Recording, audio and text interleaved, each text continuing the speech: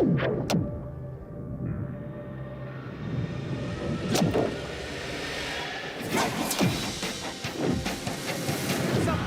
Ildefonso will slam it home.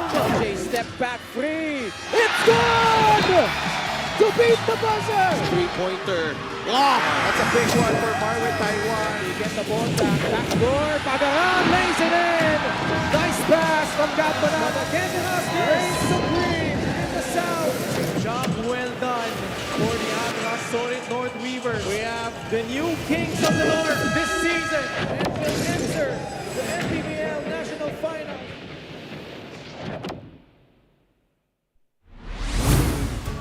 Naimbag nga rabii, mga kaliga. We are still live in Bangged, Abra for the continuing coverage of the 2025 MPBL National Finals. After exciting events in Game 1, the Abreños want more. But with the efforts of LJ Gonzalez, Christian Pagaran, and the rest of the Quezon Huskers, can we really tell? This is Game 2 of your Maharlika Pilipinas Basketball League National Finals.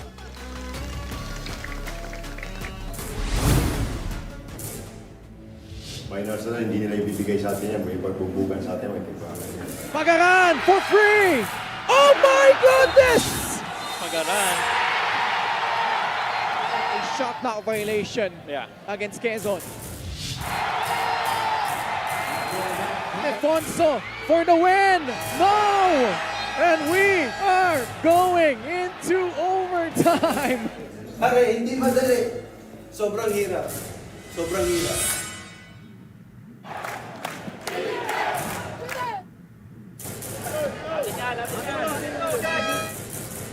LJ getting past his defender and a good sign for the Huskers. Pagaran has yet to miss and that continues.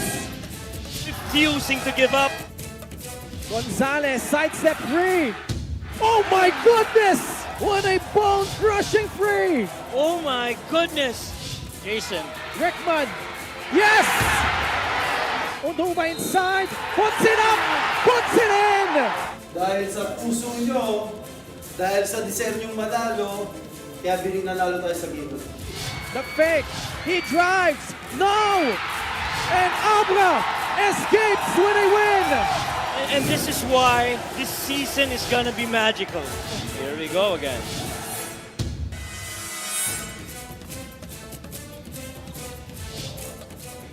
All roads lead to the beautiful province of Abra as we witness an instant classic in game number 1 of the 2025 MPBL National Finals. And the Abreños were at the edge of their seats last Thursday, witnessing their team pull off an incredible comeback against the two-time South Division champions. And it all happens here once again, 3,300 in attendance to witness the top two teams of each division meet once again with one goal in mind, which is the MPBL national title. And we're live here from the Governor Andres B. Bernos Memorial Gymnasium in Bangged, Abra, where we witness LJ Gonzalez and the rest of the Quezon Huskers who pushed Abra to the limit but ultimately fell short. He will go up against Jason Brickman and the Abra Solid North Weavers, and Jason Brickman looks to weave some magic tonight as they look to go up 2-0 in this best of 5 series. It's the Abra Solid North Weavers defending their turf kalaban ang Quezon Huskers. Magandang gabi mga kaliga, Ken Panglinan with Coach Mike Perez at courtside we have Miss Mika Abisamis. Coach Mike, maraming doubters heading into this series itong Quezon of whether they could compete.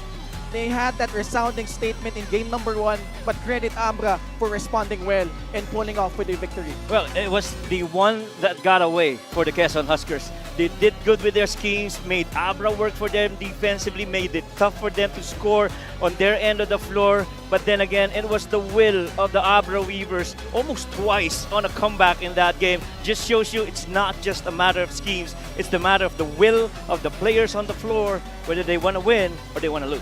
Ay batiin natin yung milyong-milyong mga viewers natin live on the official MPBL Facebook page. We're also live on the official YouTube channel, on Solar Sports, and on pusopi.com. And when we look at how Game 1 transpired, Coach Mike, nakita natin how Quezon really got off to a strong start.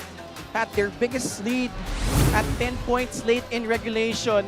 But Abra behind Jason Brickman, John Oduba came back, forced overtime. Pero hindi nagtapos doon dahil lumamang pa rin yung Quezon by 8 at the start of the overtime period. But Abra showing resilience and coming back, finishing that game with a 9-0 run. Yeah, ibang klase talaga yung naging comeback na yon para sa Abra Weavers. But before we even talk about that, let's look at the numbers. I mean, the shooting percentage of Quezon really off the roof, 53%. Matter of fact, they shot well from the perimeter, they shot well from threes, they shot well everywhere except for the free throws. But then again, when you look on the other side, it was the turnovers that was forced on them. They gave up 18 turnovers, to which the Weavers got 25 points out of it. They also got more free throws, speaking of the Weavers. And there's one stat that clearly, to me, impacted the result of that game. It's offensive rebounds. It was more offensive rebounds on the side of the Abra Weavers, to which they got 18 more second chance points than that of the Huskers. Huwag natin kalimutan, for Quezon,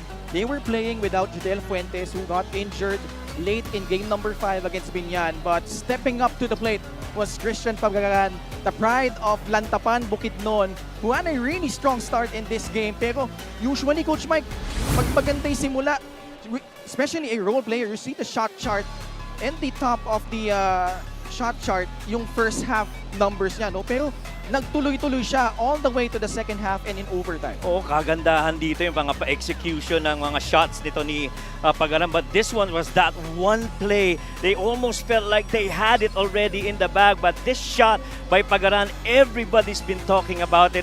This could have turned the tide at the time of the Huskers. But right now, that is something that really the Huskers would want to work on, including itong si Christian Pagaran. Just milliseconds late, Christian Pagaran, but that does not take away from his performance in game number 1. 20 points, just 1 miss in 9 field goal attempts. What a performance, and they will look to have that type of performance once again here in game number 2. And for more on Christian Pagaran, let's go to Mika. Maraming salamat, Christian. Unang-una, what a spectacular performance in Game 1, no? Pero syempre, mas importante pa rin ang panalo. Gusto ko lang malaman yung thoughts mo. Pagkatapos ng shot na yun, sa tingin mo ba na kung mas na-release mo siyang mas maaga, may pag-asa kayong nanalo dun sa larong yun? Yung tirang yun talaga, sobrang nanginayang talaga ako kasi yung pagbita ko, medyo late talaga siya eh. Kasi yung jump shooter talaga ako. Yun, sobrang nakapanginayan talaga. Tsaka yung early shot lang talaga, siguro ko namin yung panalo. Maraming salamat. Sigurado kung pinaghandaan nyo itong Game 2, anong pinaka-importanting sinabi sa inyo ni Coach Eric? Yun lang yung mga adjustments namin. Yun, lagi niyang nire-remind yun, especially sa defense namin. Especially sa mga mga star players nila, kung paano namin i-handle yung defense namin para sa kanila. Maraming salamat and good luck para sa larong ito. Once again, Christian Pagaran and Coach Mike. Maraming salamat, Mika. Christian Pagaran, 13 of his 20 points in the second half and in overtime. What a phenomenal outing para dito for the former Perpetual Alta standout. And on the other side, of course, Dave Ildefonso had a strong start in the first half, had 10 points. Pero nag-struggle siya ng bahagya, especially in the last 2 quarters and in overtime. Despite those struggles, he continues to put up the solid numbers para dito sa Weavers. Double digits in game number 1. He was steady at 15 points. But 4 rebounds, 3 assists, 2 steals. Those pretty much are very close to the averages of Dave Ildefonso. The thing is, it's the very first time in this entire playoff, well, I mean, in the last 3 games since the Pangasinan series, that Dave has not gotten a double-digit rebound. You see that rebound right there, that's 4. Very much yung averages niya in the Pangasinan series, roughly about 11 or 12 rebounds, but 4 is pretty low, and you gotta give credit for the Quezon Huskers really locating him, boxing him out, and making it difficult for Dave Ildefonso to claim any boards and help out on the offensive end para dito sa Weavers. At alam mo kung anong klaseng player ito si Dave. Really raring to bounce back from that performance coming into game number 2. Pero pag-usapan natin, isa sa mga unsung heroes para dito sa Abra Solid North Weavers. We talked about how rebounding was gonna be key in this series, Coach Mike. John Oduba, what about how he was able to really help itong Abra with that fight back late in regulation? Well, John Oduba, in my opinion, is a proof that you don't have to be a star to be able to influence and help your team.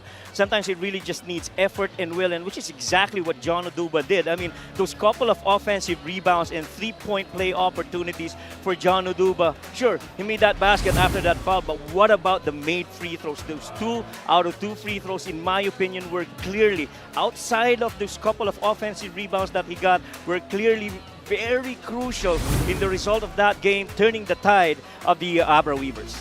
Not really a strong free throw shooter during the season, but making it when it mattered the most. Ito si John Oduba. But again, weaving his magic was Jason Brickman. He had a tough start here in game number 2. Only had 5 points in the first half.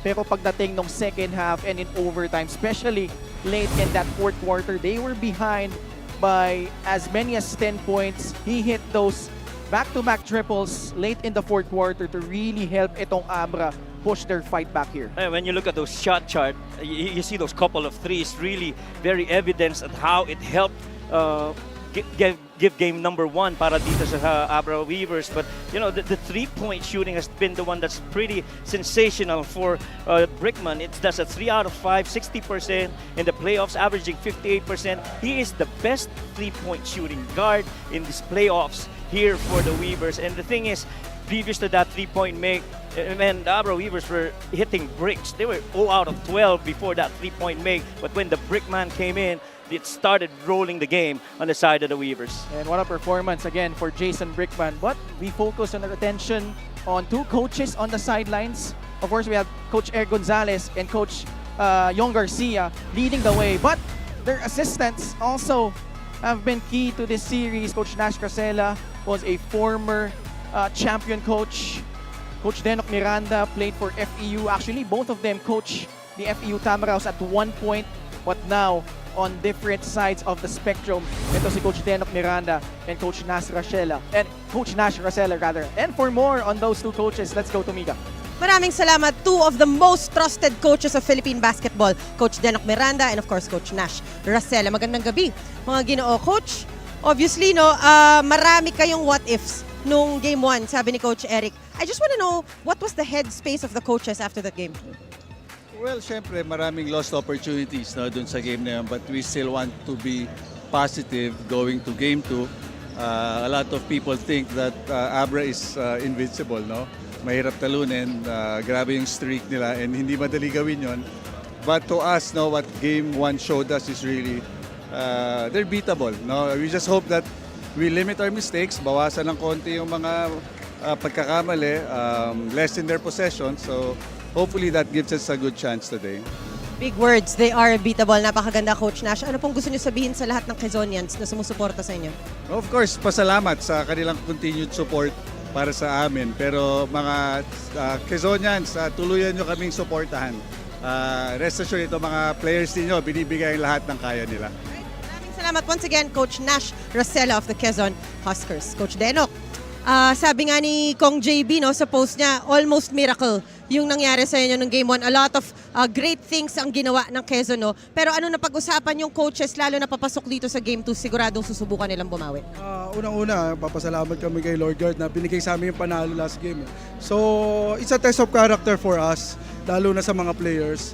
So, sobrang blessed ng mga coaching staff sa management na meron kami mga players na refuse to lose. Napakaganda, Coach Denok. At syempre, no, nakita naman natin ang suporta ng mga Abreño sa inyo. Ano pong gusto niyo sabihin sa kanilang lahat? Una-una thank you sa mga Abreñan na 1 year sila nag-support. Para sa inyo tong game 2, mag-enjoy kayo. God bless sa atin lahat. At syempre, kay Kong JB, Coach? Kong Mayor, saka Ma'am Ching, maraming salamat po sa inyo. At sa mga Bernos family.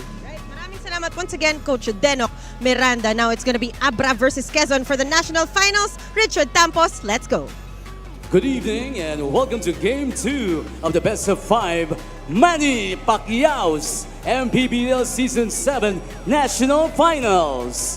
Abra comes in with a 1-0 lead over Quezon. Live on Solar Sports, pusubi.com, YouTube channel, and on the official FB page, Maharlika Pilipinas Basketball League, here at the Governor Andres Memorial Gym. agriyaw tay amin Abreños! Let's carry on the starting five for the South Division back-to-back champions, Quezon Huskers. Forward number 93, Vince Magbuhos. The other forward number 41, Joshua Yero. Starting at guard number 25, Al Tamsi. Playing center number 22, Joseph Gabayni. Point guard number 13, the Riddler, LJ Gonzalez. The head coach is Eric Gonzalez. Assistant coaches Richie Tixon, Ed De La Torre, Luis Nolasco, Jonathan De Guzman, Nash Racela, Bernard Digia, and Councilor Jeric Teng. Team manager, Attorney Don Capunan. The team owners are Governor Doc Helen Tan, Congressman Mike Tan, and Mayor Raul Bulig. And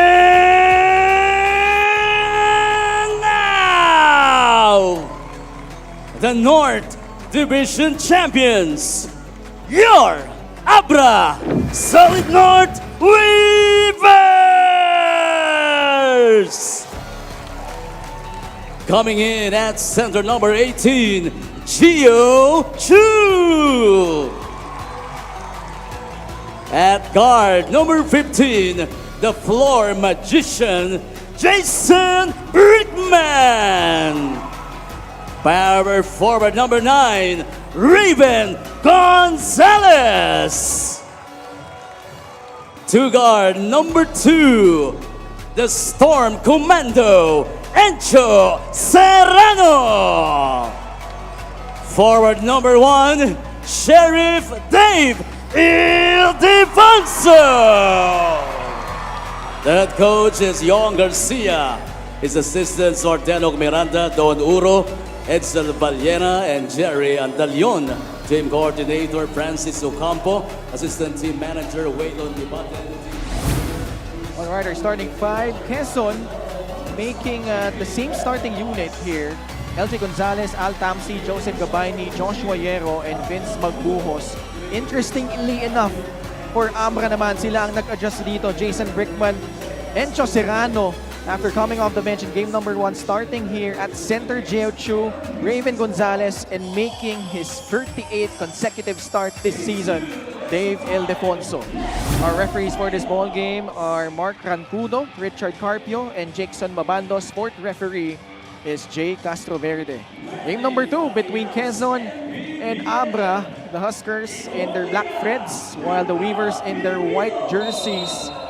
And Coach Mike, quickly, what do you think is going to be key here for Abra as they look to have a much better start here in game number 2? I think it really boils down to defense. I mean, you allowed the Quezon Huskers to shoot a very high 50+% in game number 1.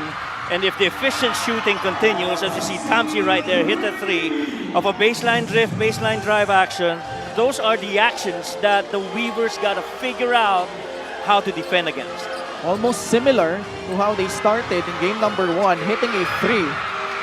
Rebound controlled by Joseph Gabayni. Encho Serrano did not play in the last minutes of the fourth quarter and in overtime. The pass inside Gabayni, papunta kay Vince Magbuhos, who settles for a 3. No good. Ildefonso with the rebound. Those are a couple really good looks for the Quezon Huskers, continuing to get a one more pass situation on their actions on the offensive end. The show by Gabayni on Dave. Ildefonso goes inside. Too strong, and the rebound ending up with LJ Gonzalez. LJ trying to break down the defense of Brickman. Asking a screen from Gabayni. Fires a pass to Magbuhos. Gabayni, mid-range jumper, off the mark. Jiu-Chu corrals the board. Well, again, another good look for the Huskers. Undefended with that ball moving around in the perimeter. Jason Brickman going to work here. A foul whistled on a Husker. Well, somehow now, Ken, nakikita mo kung gaano kabilis dapat mag-rotate yung depensa nitong Abra Weavers because the Quezon Huskers just keep on moving that ball side to side, up and down, just to find the open man who would be, you know, the one that's designated to make that shot at them. Dave trying to attack. It ends up with Serrano in traffic. Open free from Ildefonso. No, it's a long two. It's a long two on a free. But that's important for Dave to see that ball go in, even from that shot from way outside. Tamsi had a good look, but offline. Serrano crossing the timeline. 2 minutes gone by in the first period. Encho lobs it inside. Ildefonso. And he will shoot to the line for 2 free throws. Very interestingly enough, Coach Mike, in game number 1, both teams did not attempt any free throw until the last 2 minutes of the second period. But you see this connection between Serrano and Ildefonso. And a really good locate on where the next guy that's free and least guarded. And that happens to be David Ildefonso in that point. But I do agree with you, yung walang free throws, no, very early in the game of game number 1. I guess that's just credit that itong dalawang teams na to are really the top defending teams this season, and they do that without fouling, and it really just makes it difficult for any offensive team to try and come up with something with the resistance right in front of them. Dave Ildefonso split his charities late in regulation in game number 1. Hits both here to give Abra its first taste of the lead. LJ Gonzalez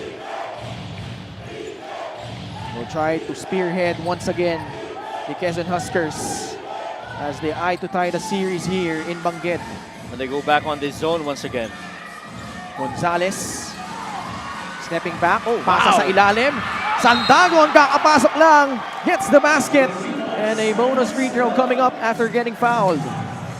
One thing, Ken, that was very evident in game number 1 was the interior passing of the Huskers. They just keep getting paint touches and moving the ball around. Assist of the game is powered by 747 Live. Dito ka sa legit. You see, that started with LJ Gonzalez getting that paint touch, moving a defender right with him, happens to be the big man. Vince Magbuos gets that ball, understands there one more pass for a free guy, and that happens to be underneath a basket for the Huskers. Sandagon missing the free throw, but Quezon retaking the lead here. Gonzalez, that patented one-hander, kissing it off the glass and in. That might just be one of the toughest shots to block for any player here for the Abra Weavers. That quick release of a floater by Raven Gonzalez. Good fake. Gonzalez puts it on the deck. The pass to Sandagon going right at Gonzalez. Not a good idea. Brickman to a running Dave Ildefonso. Thought he got fouled. No whistle, but it will stay with the Weavers. How about the effort of Joshua Hierro? Understanding that in the previous game, they gave up 18 turnovers, to which the Weavers got 25 points off of it. That was an instance na maaaring ganun yung mangyari, pero hindi pinayagan ni Joshua Hierro. Really just that will to try and cover and stay right in front of Dave Ildefonso. Gab Banal coming in for Joshua Hierro. So Gab coming in much earlier compared to game number 1. Brickman fires a pass to Encho Serrano. Oh, look at that defense. Only 6 on their shot clock. Settles for a long free. It will roll out. Gonzalez with a rebound. Numbers here for the Huskers. LJ tries baseline. Bola na agaw ni Encho. Serrano slows down. Lays it up and in. That's championship experience for you from Encho Serrano. He kept reading each play that happened para sa Huskers, at alam niya, tuwing dumadive, yung gitna ng paint ang hinahanap nila at naunahan yan sa spot na yun, nakuha ang bola against Simon. Abante ang Abra dito, 8-5. Under 6 minutes left in the first quarter. Al Tamsi, his third attempt on a free, has missed his last couple from downtown. Encho sa ilalim. Oh, it's an unsportsmanlike foul on Jeo Chu. And Vince Magbuhos really just taking it to the big man right there on the low block. You see this good steal by Encho Serrano. Fast break of the game is brought to you by Extreme X-Pop personal karaoke speaker every day. Karaoke. He just kept lurking middle of that lane and waiting for that pass over to Simon, and a good timing on that intercept, that deflect, and that speed down the hill to score those 2 points. So they will review this one. Vince Magbuhos, who missed the potential game-winning yes. shot in overtime. I'm sure he wants to take that back. But, again, ano yung mga takeaways for Quezon heading into this game number 2? What did they do so well in game number 1? I think it's really just matching the effort of itong Abra Weavers. They got out-rebounded on the offensive rebounds, and those couple of offensive rebounds by John Oduba really told on, in my opinion, the result of the game, especially nung napasok niya yung dalawang free throws na yun. And so you gotta match that, because rebounding is really all about effort and will to try and catch that ball that nobody owns at that point. So I think the call will stand.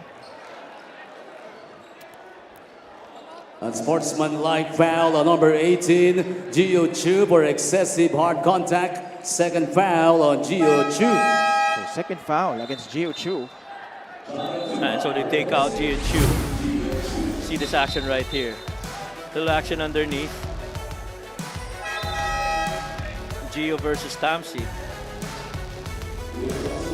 Oh, there it you was. go. Yeah, the right elbow Right through the to chest. the chest. Yep. So Quezon, with Al Tamsi shooting 2 free throws, will get the possession back. LGR is the official outfitter of the MPBL. The free throws have become a very important part as well of, scoring in game number 1, especially to the favor of the Abra Weavers, where they got 9 more points off the free throw line and got so much more attempts. Si Coach Eric, maagang nagbalasa ng tao dito. LJ Gonzalez, now on the bench. Topeng Lagrama, Christian Pagaran also coming in, as well as Will Gozom. So it's the bench unit right now for the Huskers as they trail by 1. Topeng, binigay kay Kapanal sa loob. Sandagon, natapik ni Oduba. Just enough to bother their offense and force a turnover. That's the second time that the Abra Weavers have successfully gotten deflections or turnovers with that pass middle of the paint. Now there will be adjustments on the Huskers that Coach Ellis, I'm sure, has in mind.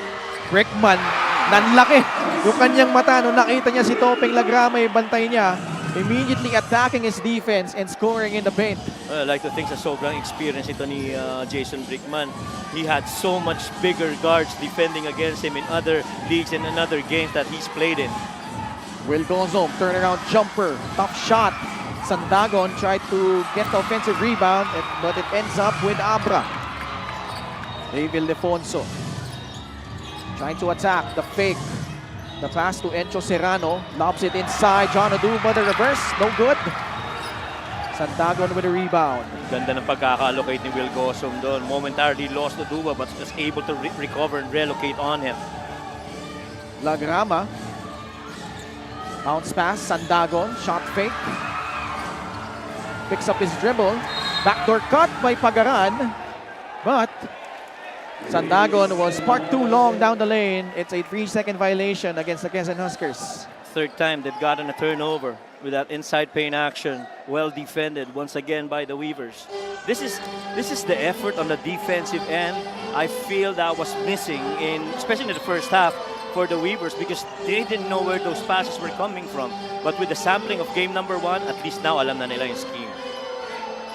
Encho Serrano. Hindi maipagpag yung depensa ni Pagaran. Great defense by Christian Pagaran on that possession. Now he receives the pass from Gabanal. Gozom back outside to Topeng Lagrama. Gotta take that. They will reset their offense with 10 on their shot clock. Banal. Gozom sa loob. Sandagon lays it up and in with his left hand. Again, we talked about that kind of scheme na kung saan ball screen action ka, nag-i-involve ka ng isa pang tao. Ang ganda ng pagkakapasa at pagkaka-finish din ni Simon Sandagon after receiving that pass from Will Gozom. Banal trying to fight over the screen in front of Ildefonso. Dave drives. Got fouled. 2 free throws coming up for Dave. Ibang klase rin talaga ang hirap ng pag-defend kay Dave Ildefonso. If you're gonna switch on him with the big guarding him, it's foot speed advantage for them. Play of the game is brought to you by 747 Live. Dito nga sa Legit. Your game, your chance, your thrill. Only with 747 Live. Full screen action na yun. Created switches and allowing Simon Sandagon to just roll underneath with Encho Serrano on him. And then making that basket of that good pass by Will Gozum. His proud father traveling all the way here to Abra. Coach Danny Ildefonso. Oo. 2 misses. The last time we saw him was sa Pangasinan, Oo, ano? game 3. Close-out game. Right, close-out game. Abra clinging on to this 1-point lead. Banal, turnaround shot, short. Now Banal yet to find a range in this series. John Oduba, hand off to Jason Brickman. Pocket pass, Gonzalez. Another foul whistled against a Husker. Hirap rin talaga bantayan ni Jason Brickman. Bakit nga ba? Well, he's just got very high basketball IQ. I mean, if I'm Marvin Taiwan and I'm, playing alongside Jason Brickman, I'd like to pick his brains because you learn a lot, and even the other guards for that matter. And so, yung pasa na yon kay Raven Gonzalez, one might say, hindi ganun kadali para sa ibang gwardiya, pero Jason, he just found him underneath. They actually did that in the closing stages of game number 1, Coach Mike. Nagsabay sa loob si Jason Brickman at And si Marvin Taiwan. That's right. Maging si Mike ayon. Pero mukhang merong tawag ang ating referees dito. Yeah. Coach Eric Gonzalez for unsportsmanlike behavior. Jay Gonzalez getting warned after complaining with referee Jackson Mabandos. Oh, he's gonna get teed up here. Wow. Yeah.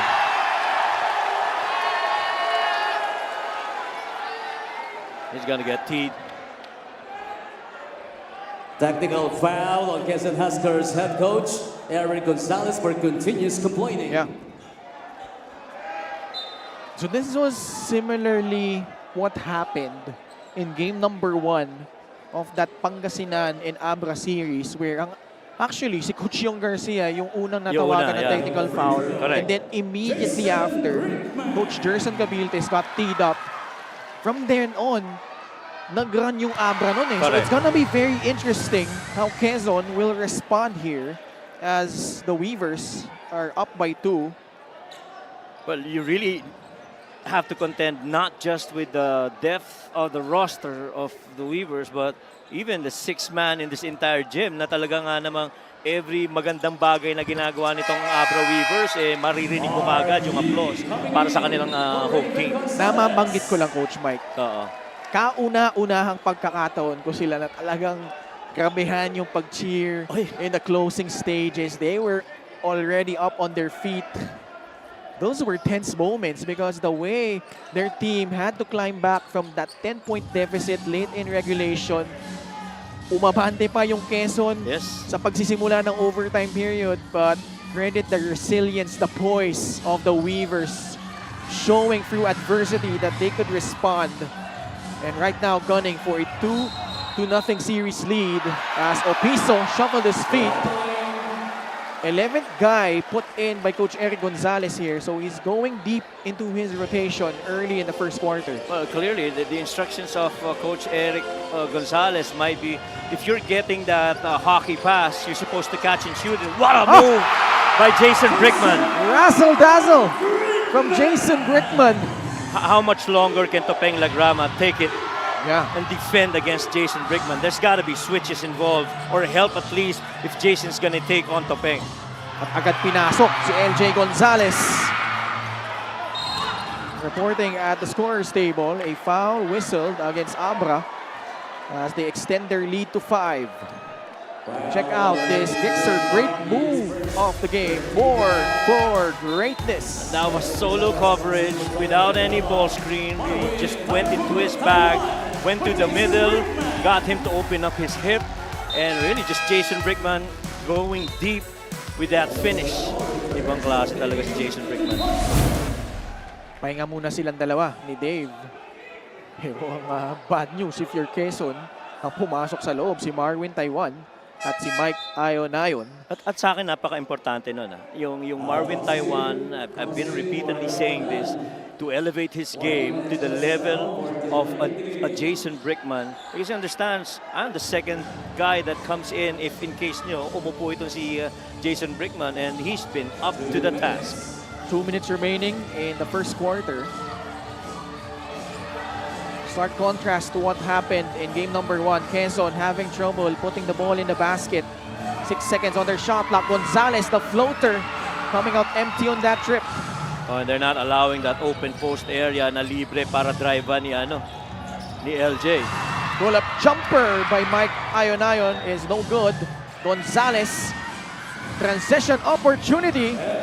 He scores and cuts the lead down to 3, 14-11. And there are very few players that combine speed with control, especially on decelerate. Yun ang nakikita mo dito kay LJ Gonzalez. That's why he's been so tough in the playoff.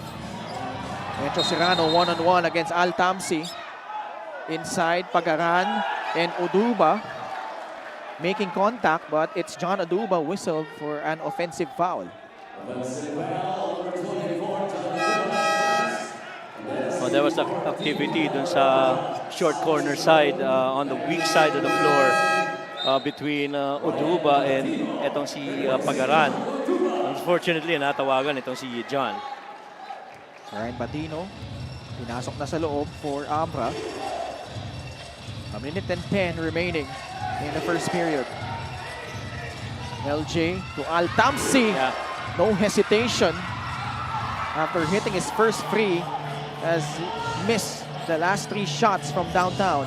And the Quezon Huskers really just going to one of their favorite plays of that middle ball action, allowing a shooter to pop out after those 2 guys get involved. Sa poste, Batino. Nabitin. Good defensive stand though by the Huskers. LJ Gonzalez. Taiwan all over him. Gonzalez maintaining his dribble. Sandagon balik kay LJ. 9 on their shot clock. Taiwan showing superb defense, but better offense for LJ. Basket and 1. Oh my goodness. LJ Gonzalez. Marvin Taiwan kept going at him. First tried to get that deflect, didn't get it. Spun going the middle. And how about that left hand finish? Right through traffic and with contact. You just have to marvel in the battle of the point guards. I mean, LJ and Jason have really elevated this game differently para sa kanilang respective teams. Magkaiba yung style ng laro, but equally potent itong dalawang point guards na ito, LJ Gonzalez and Jason Brickman. As LJ quickly has 5 points. He will get a breather again. But you love, Ken, that a younger LJ Gonzalez has really accepted the challenge against the more experienced Jason Brickman, and so far he's been leading this Quezon Huskers to a very tight game number 2 here in the first quarter. The chess match continues. Brickman returns. 1-3-1. Yeah. About a 2-second differential between shot and game clock. Ildefonso on the left side, loves that spot. That time he misses. Still enough time for the Huskers. Hierro, a second remaining. They will not get it off in time. And that will signal the end of quarter number 1. Well, you know, it's as close as we expected. It was a strong start by both teams. And the Weavers made a little run early in the quarter with Jason Brickman, you know, making everything possible with Topeng Lagrama on him. Ildefonso getting his shots up, but the passing interior continues for the Quezon Huskers, which we also saw in game number 1. So if there's one thing that still continues at magpapatuloy para dito sa Huskers yung magandang pasahan, samantalang Jason Brickman patuloy pa rin ang magandang performance. And after the first 10 minutes of game action, you see here LJ Gonzalez come alive with the last 5 points for the Huskers, enabling their team to tie the ball game up at 14 apiece.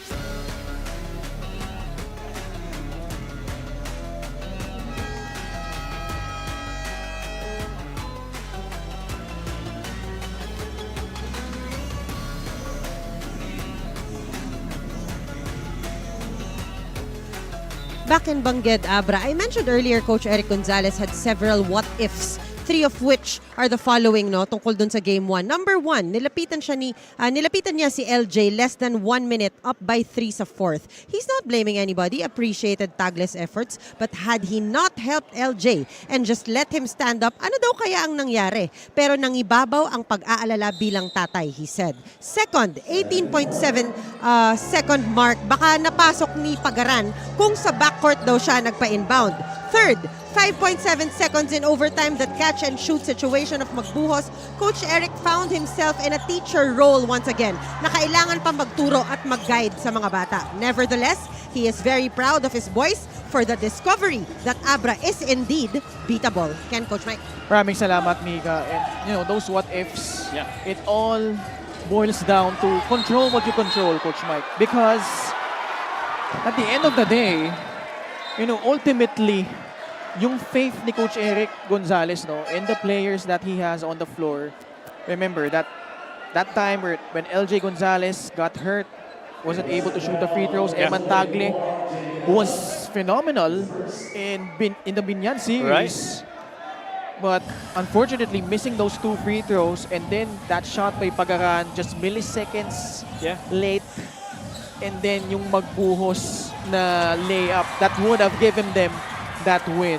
Pero again, yung sistema niya, it's been proven time and time again, the belief that they have that they could compete with the best team.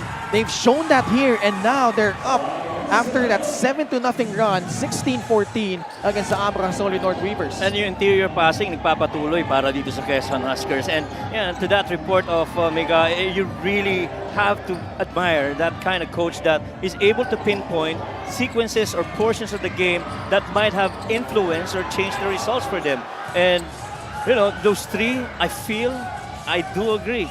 Yung tatlong yun, maaring mga what-ifs para dito kay Coach Eric. Pero you gotta move on and move to this game and be better and continue to execute really good offensively and defend as well.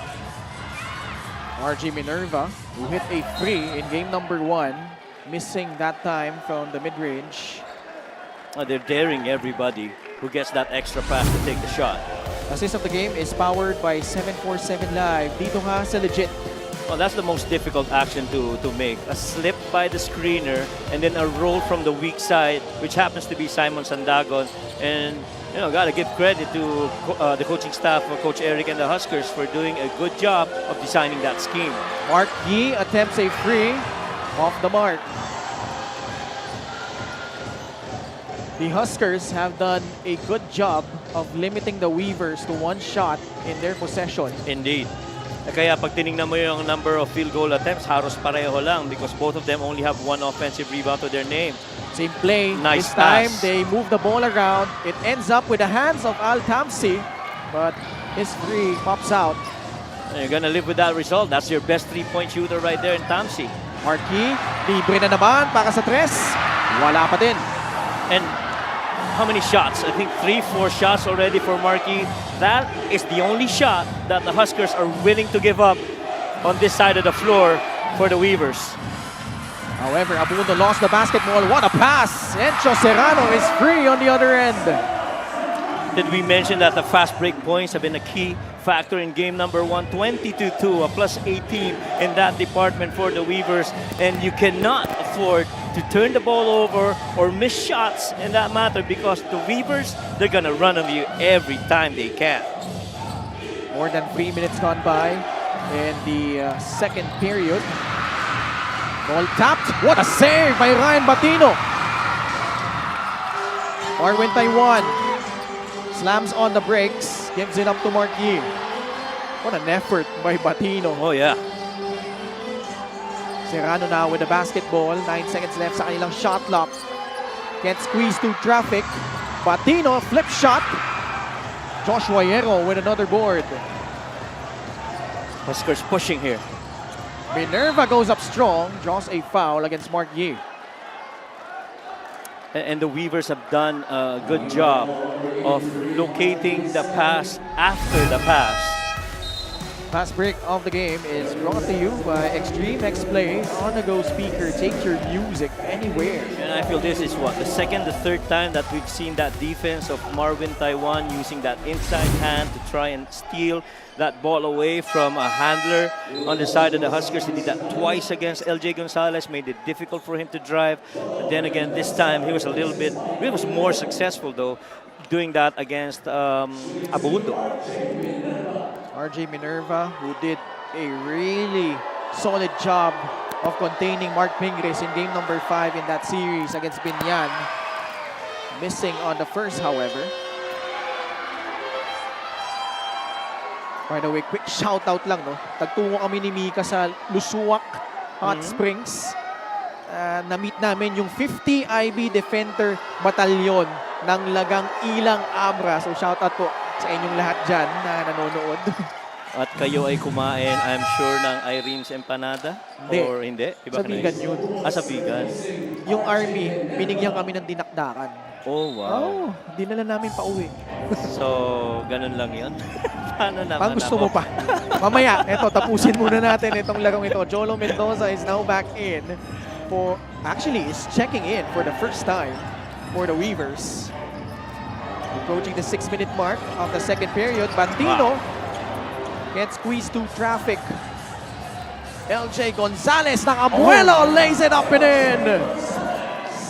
But you love Jason Brickman on the offensive end, but defensively, if you've got LJ Gonzalez already elevating, that's going to be a tough cover. But then again, you also have to contend with the passing and the IQ of Jason Brickman on their end of the floor.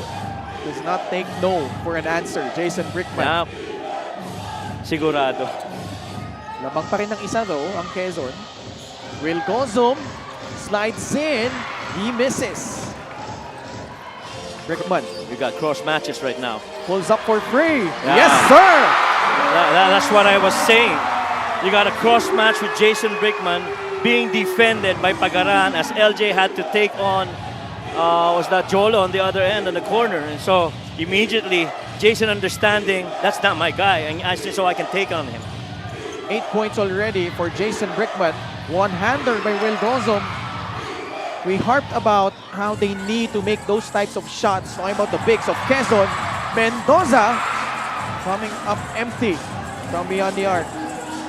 Past the halfway point of the second period, Abra with a 2-point lead. LJ Gonzalez with a mid-range jumper, no go. Jason Brickman will pull it back out. He attacks. What a pass! Mendoza straight away free, still no go. Ildefonso going right at Guv Bernos. And he will draw a foul. 2 more free throws for Dave. Well, 2 things that you take away from there. One, when Jason Brickman had LJ Gonzalez right in front of him, he took on him. And as soon as inopen ni LJ Gonzalez yung hip niya, naka-downhill na si Jason Brickman. Pero ang ganda rin nung help defense, pag-stunt ni Pagaran on that corner side, making it difficult for that pass. Kong JB Bernos also was at the edge of his seat. Yeah. Who wasn't? Halos lahat. Tingin ko pati yung mga nasa live stream natin. Ganun din. 2 free throws hit by Dave. A timeout requested by Coach Egg Gonzalez at the 4-minute and 21 mark of the second period. They trail by 4 points, 23-19.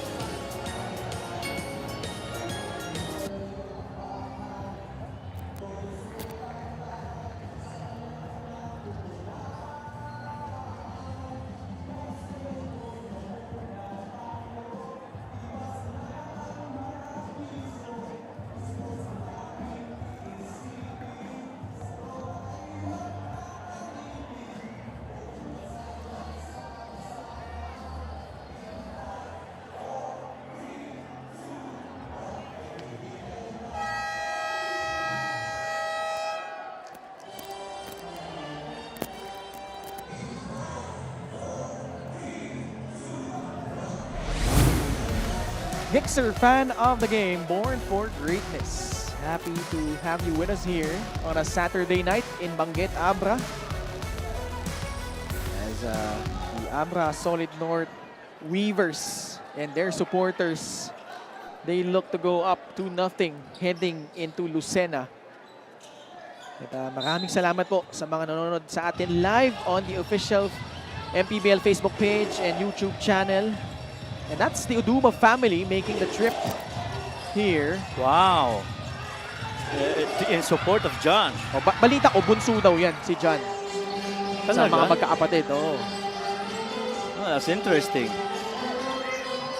Jason Brickman fires a pass to Jolo Mendoza. I love how the Huskers are moving their feet defending against these Abra Weavers.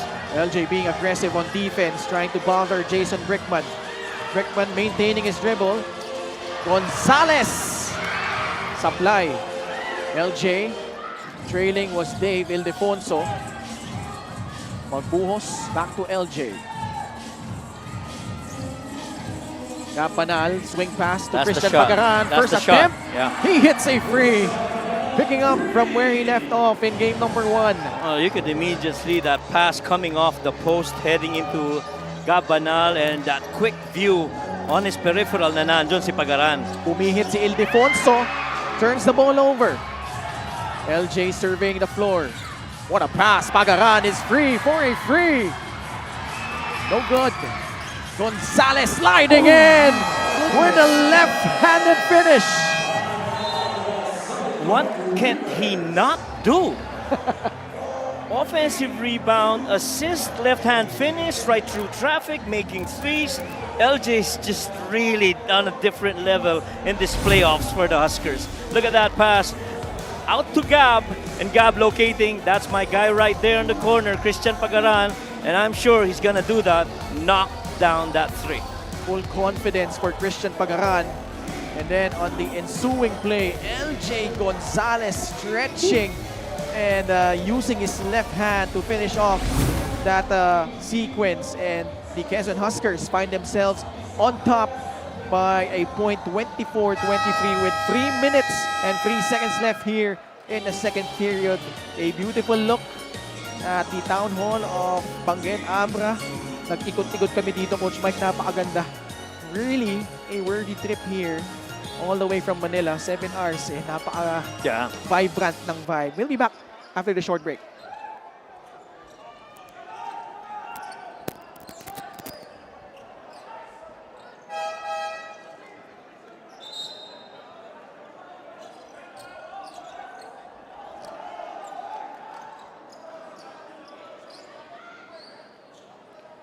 Nagbabalik po ang liga ng bawat Pilipino, the Maharlika Pilipinas Basketball League National Finals. Abra leads 1-0 in this best of 5 series. Muli po Ken Pangilinan, Coach Mike Perez at courtside we have Miss Mika Abisamis.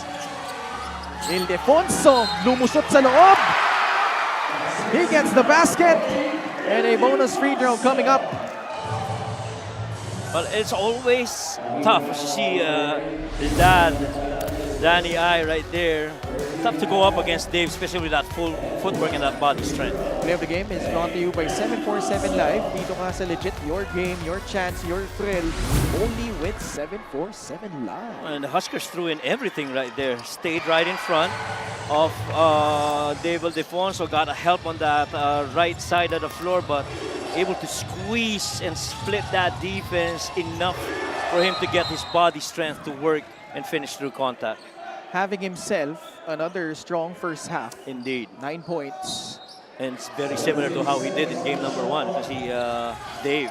Eman Tagle coming in for the Huskers. By the way, apart from Nojo Del Fuentes, wala pa rin si Diego Dario for Quezon.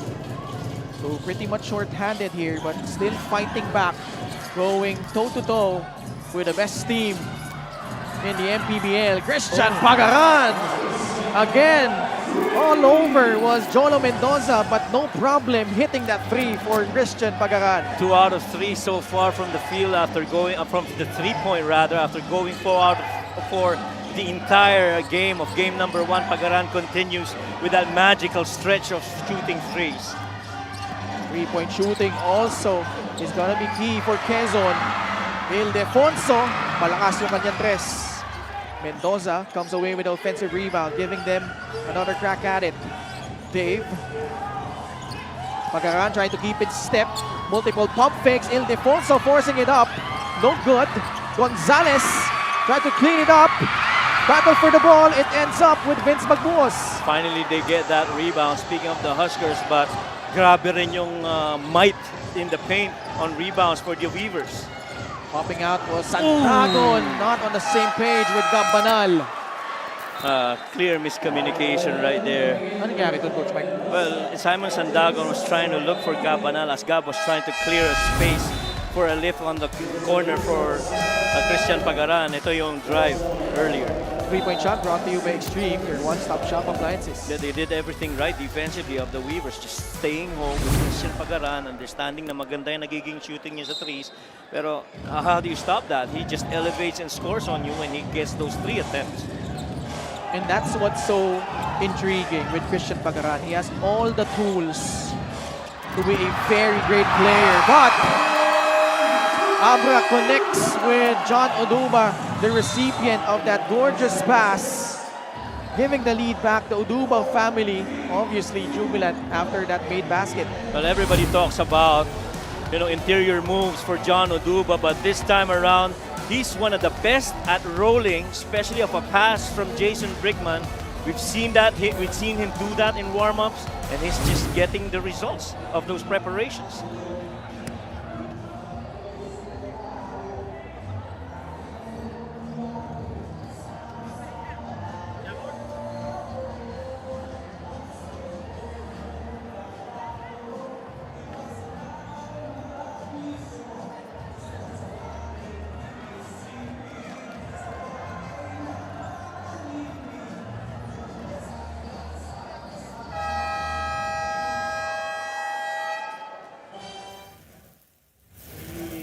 Familiar yung sitwasyon natin all throughout the game. Ang tagal ko nung dinakita sa inyo yun for the longest time. Remember the other night, sabi ko, Quezon lang yan. That's how I see. Kumbaga, man for man. Parang hindi tayo tatalunin talaga. But hats off to you guys. So, gaya ng sinabi ni Coach, it's all heart on the part of the Abra Weavers. Congratulations!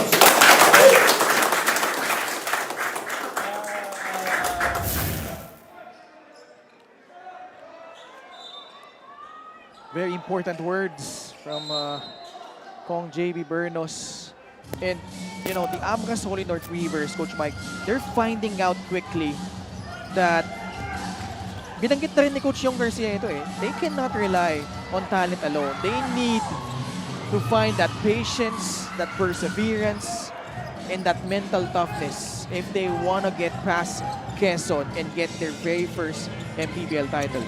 Well, some of the people in the Abra Weavers, I was fortunate to get a short chat on, and they were really telling that win was really on the players. Their effort to not give up in game number 1 resulted in that win. Gonzalez dire-diretso. Nakasungkit ng foul laban kay Jason Brickman. Ito, kita mo, labanan ng mga gwardyang matatalino. LJ Gonzalez understands, downhill ako, paatras itong si Jason Brickman, hindi ito makaka-recover, aatakihin ko kaagad. And I think that's what they need to do, especially with LJ. That's right. Kailangan patrabahuhin mo si Brickman sa depensa That's right. And soon as maka-elevate na itong si LJ Gonzalez, I mean, so far he's been unstoppable once he's up there in the air. Saan gusto kong ginagawa ni LJ ngayon, Coach Mike? Nandun yung respeto. Bigay mo na yan. Agree. Very decorated yung career ni Jason Brickman, but the way he's been attacking him time and time again in transition, it's really generated, for the most part, good results para dito sa Quezon. Yeah, there is that respect without, sacrificing yung compete. Nandun pa rin yung laban na attitude para dito kay LJ Gonzalez. Great help defense that time. LJ Gonzalez will burn some time and go for the last shot of the half. Al Tamsi, pasa palabas, Opiso, letting his defender fly by. Good line off the mark. Santagon, no good. And that signals the end of the second quarter. Some tense moments at the conclusion of this period. But boy, both teams not giving an inch as expected here in game number 2. Yeah, and almost in every category in this game, it's been, may gagawin yung isang team, ka-counter yung kabila, and talagang makikita mo the willingness to play according to their roles. And Ildefonso and Brickman has led the way for the Weavers with 9 and 8 points respectively. But the rebounds of Ildefonso, that's a number that you really would need to shore up, especially just having 4 rebounds in game number 1. 9 points, 7 rebounds for Dave, 8 points for Brickman. But despite all that, we are tied at the end of the first half at 20 apiece.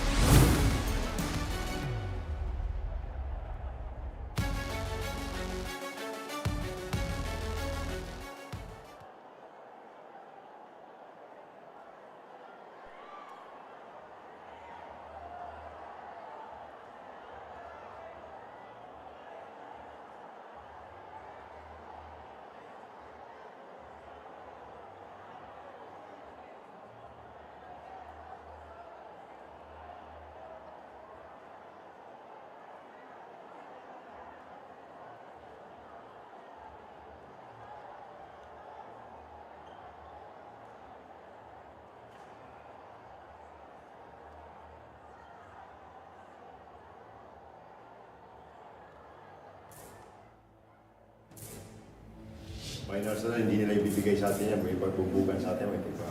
Pagaran for free! Oh my goodness! Pagaran. A shot clock violation against Quezon. Ildefonso for the win! No!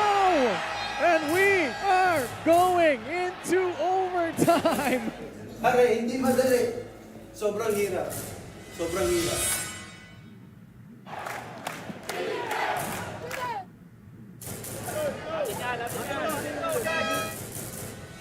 Jay getting past his defender, and a good sign for the Huskers. Pagaran has yet to miss, and that continues.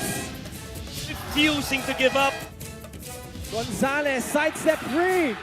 Oh my goodness! What a bone-crushing free! Oh my goodness! Jason. Brickman. Yes! Oduba inside, puts it up, puts it in! Dahil sa puso nyo, dahil sa disenyong manalo, kaya biling nanalo tayo sa game. The fake, he drives, no! And Abra escapes with a win! And this is why this season is gonna be magical. Here we go again.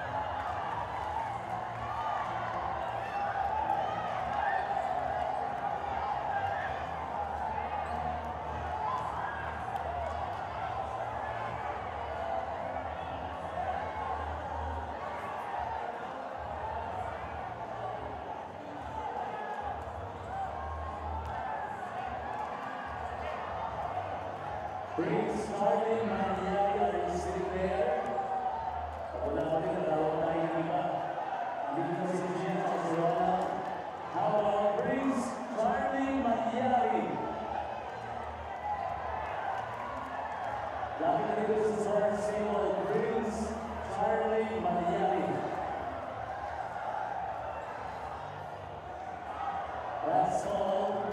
Brings Miami.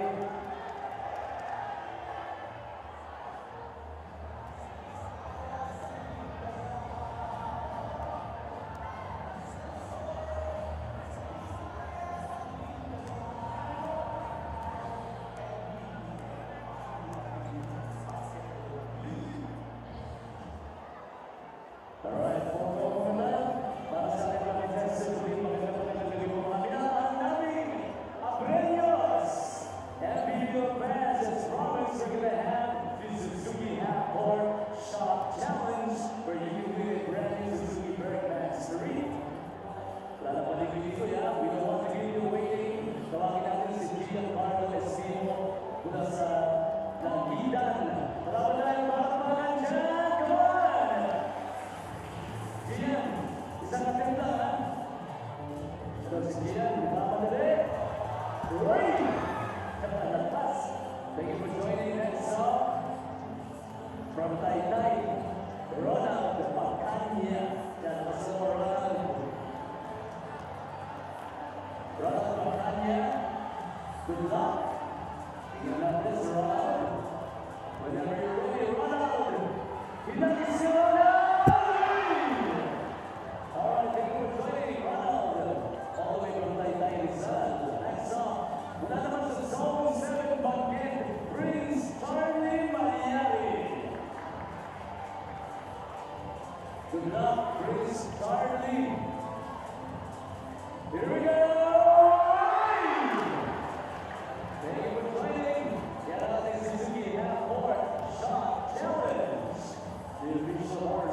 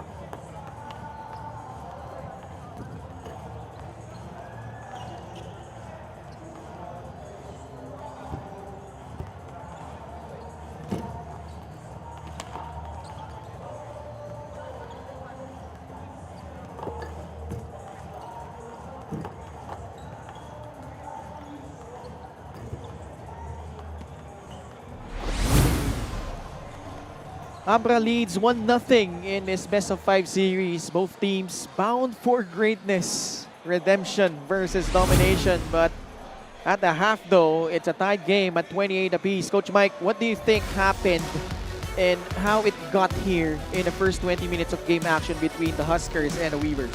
I feel it's better defensive stops for the Weavers. That's why we're tied right now. The key difference is that it's almost the same in every stat line. More free throws for the Abra Weavers. But when you look at the field goal percentage, it's so much lower than the 53% makes of Quezon Huskers in game number 1. And you gotta give credit to the kind of defense that's been done by the Weavers here in the first half. And the turnovers, the points of turnovers, 9 turnovers committed by Quezon. We talked about this. You can't afford to turn the ball over against the Weavers because you've already given up 10 points in that department for the Abra Weavers. And then guys really have to take better care of the ball. And the shot selection, though, has improved latter part of the second quarter para dito sa Huskers. But in the first, it was a little bit of off-rhythm, so to speak, for the Huskers, especially with guys like Ildefonso leading the way in scoring for the Weavers. And what you like here, if you're Quezon, is in the rebounding battle, hindi sila dehado, no? In fact, they out-rebounded Abra by 125-24.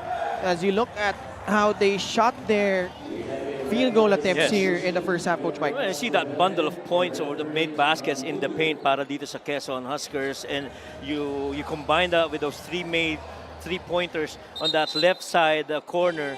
It really shows you, the intentional to get inside the paint, get one more pass inside, speeding up the game inside the paint for the Huskers. Samantalang para naman dito sa Abra Weavers, really just dominating with their height advantage and their will to get those rebounds. The shots, the threes from the outside, that lone three really came from Jason Brickman, and just a couple of perimeter shot makes from the others in that shot chart for the Weavers. Quezon, in game number 1, shot more than 50% in the first half. Although they only shot 34% this time in game number 2. Gaya ng binanggit mo, just 27% from Abra in the first 2 quarters. Third quarter underway, J.O. Chu blocking that shot by Al Tamsi. As LJ Gonzalez, lone guy in double figures. Yeah. Not anymore because Jason Brickman hits a free. He's up to 11. And we have a duel at that point guard spot here. And if you're gonna give Jason Brickman his rhythm 1-2 stop before he takes a shot, there's a good chance that shot is gonna go in from the outside. LJ running into traffic. Al Tamsi, pasa palabas. Vince Magbuhos got caught stepping on the sideline. Yeah. That's a good take on the other end by Jason Brickman. You see that you give him that space to stop on a 1-2. Yun ang palaging gustong gawin ni Jason Brickman. You see that in warm-ups. He always goes 1-2, then take shots. Ildefonso, silky smooth jumper. Good sign after just 3 points in the second half and overtime in game number 1. I like how he calmly took that shot. Went to do that spot on the floor and took it, made that really good follow-through and able to find bottom of the net. Gonzalez, supalpal inabot kay J.O. Chu. Oduba, unable to keep it in bounds. Ball will stay with Quezon but only 6 on their shot clock. Now, one other thing that the Quezon Huskers really have to watch out for is that they are a -10 in terms of attempts against the Weavers only because they've committed 10 turnovers. Just inside the arc, magbuhos, wala. Encho Serrano grabs the rebound. And every time na may turnover itong Huskers, it's empty possessions, ni walang shot attempt. Yun ang nagiging key difference dito sa game na to. It's the defense so far that's held up for the Weavers. They go to the post. Dave backing down Joshua Yero. Ildefonso took his time. Left it short though. LJ Gonzalez facing a double team. Finds Joshua Yero. Swing pass. Altamsi is free for a free. Lista mo na. Well, Altamsi's been the consistent scorer from the outside. Matter of fact, even in game number 1, I think he shot, what, 40-50% from the field altogether. And so him and Pagaran have really elevated that field goal percentage para dito sa Weavers, as a Huskers. Offensive foul on Gio Chu. That's his third. Picked up 2 quick ones in the first half. In the first quarter, actually. 3-point shot is brought to you by Extreme, your one-stop shop appliances. And a good read by Yero. As soon as that was Jason Brickman, I think that closed out to him on that 3. Immediately leaving Altamsi right there in the corner for that made 3. And Altamsi was 1 out of 2 from 3 in game number 1, where he hit 3 of 4 attempts from the field for a 75% field goal make. In comes Ryan Batino. Interestingly enough, no Raven Gonzalez to start the third for Abra as they cling on to this 2-point lead. Spain action incoming right here. Tamsi with the pop out. That's it. That's the shot. Libreng-libre para sa tres. Masyadong malakas. Ball off Dave Ildefonso. It will stay with the Huskers. And every time you have Altamsi on the bottom part of that stack formation with a big man, you know that is going to be Spain action intended for the shooter. That's going to be important, especially with Cabanal struggling from beyond the arc. No Diego Dario, no Judel Fuentes. Yes. Who's going to help with the load that LJ Gonzalez is carrying right now? That's right. In game 1, it was Christian Pagaran. Yeah. Well, LJ played more than 30 minutes in game number 1, and he really led everyone in terms of minutes, 30 minutes to be exact in game number 1. Abra regains possession after that foul on Quezon. Brickman behind the back, pulling up over LJ Gonzalez. It will roll out. May foul na ipipito laban kay Joseph Gabayni. Pero you kind of expect that, Ken. Every time natitira itong Abra Weavers, you expect na merong either magbabox out sa pinakamalapit na makakakuha ng rebound or may tutulong na re-rebound. Kasi offensive rebounding has really been key in game number 1. And that's what really given them more field goal attempts para dito sa Weavers. Oh, that's a foul. Wait a minute. Clearly a foul on Yero. Yero, that's right. Immediately after, something happened. There what looked like a second motion on the side of John Oduba, as he did not like that push. He was airborne. That's tough kasi halos wala ka nang kakapitan. That's dangerous. Hinabayan pa rin kasi ni Joshua Yero eh. Although you can't blame him, he was trying to prevent a possible 3-point play. That's right. And like what we said earlier, everything inside the paint is very aggressive for both these teams because they understand rebounding was key in that stat line. This way, Simon got screened. Yero was left to it. He wanted that foul. And that's an end one if that basket will count. And that should count for John Oduba. Hindi, pero yung pito parang it came before that eh. Oh, we'll see. Let's see ayun nga eh. Because that, to me, seems to be in one motion. Oo. Kaya mahirap rin si John Oduba na makatanggap sa loob because he has that mentality of immediately lifting for a shot, which I'd like to think has really come from him playing, in his previous team under Coach Mike Sagigit, where, that's a basic context of the triangle offense. Once you're inside the paint and you have an advantage and you're a big, you got to take that inside. But definitely earning the trust of Coach Yong Garcia. Agree. Here in the playoffs. And that's why he's gotten those crucial minutes in game number 1. Commissioner Kenneth Durendes sternly looking on what happened. So we have the official verdict. We'll hear from Richard Tampos shortly. 7 minutes and 10 seconds left here in the third. Foul on number 41, Joshua Hierro. That's his first. Upon review, there was an unsportsmanlike foul on number 24, John Oduba, for excessive hard contact. Second foul on John Oduba. Yeah, it was the second motion after the foul given by Joshua Hierro. We'll see that again. That shot went in. But I did not hear Richard Tampos mention that it was a made basket though. That was a made basket. In my opinion, that was a made basket. Because he practically cut inside the paint. He got that alley-oop. He rose up for a shot. Pero hindi. Mukhang hindi ganun yung interpretation, Coach Mike, because eto na, nag-free throw na si Joshua Hierro.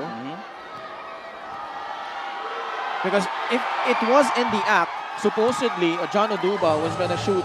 That's right. The bonus free throw, and then these two free throws That is plus right. ball possession That is for right. Quezon. Exactly. So napaganda para sa Quezon yung sitwasyon na yun.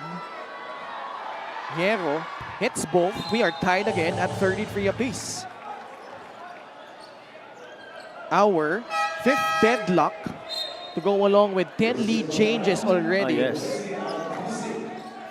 Also, which in game number 1, we had 10 lead changes the entire game, and 6 times that game got tied.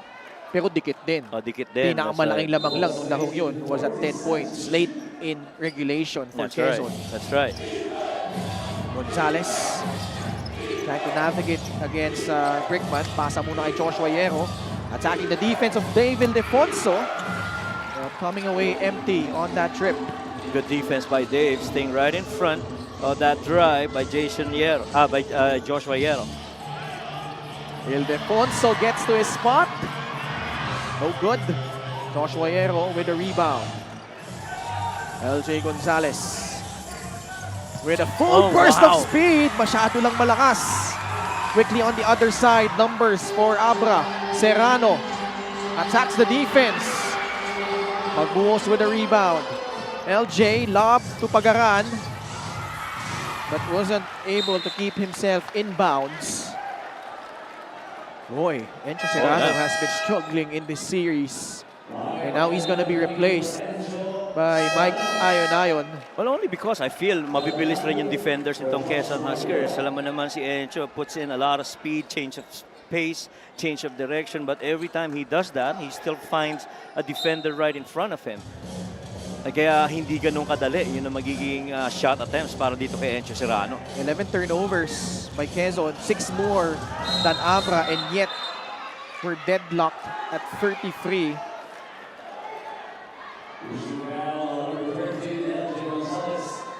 14 fouls? No, sorry, 13 foul. Which, hindi, tama, 4 na. So, their last foul to give. I was about to say, Coach Mike, that they've done a good job of containing their fouls. And now it's an offensive foul against Ryan Batino. That's the second moving screen that we've seen. Well, let's see that again. If it was indeed a move on that screen. Jason got that ball. He was going to that right side of the floor. Yeah. Oh, yeah. It's pretty clear. He stuck out that left leg. Di pa naka-establish eh. On the path of LJ Gonzalez. Deadlock game. Approaching the 6-minute mark of the third. Kapanal at the elbow, Simon Sandagon. Sa loob, pumihit si Vince Magbuhos. He will score and Quezon retakes the lead. Our 11th lead change of the game. And Vince goes to that footwork, going inside reverse against Dave Ildefonso in the paint. Dave, great defense until that point. Gab Banal giving up the foul. They are in penalty. Yeah, indeed. That was a good call. He definitely held on. As you see this move right here. High-low from the elbow.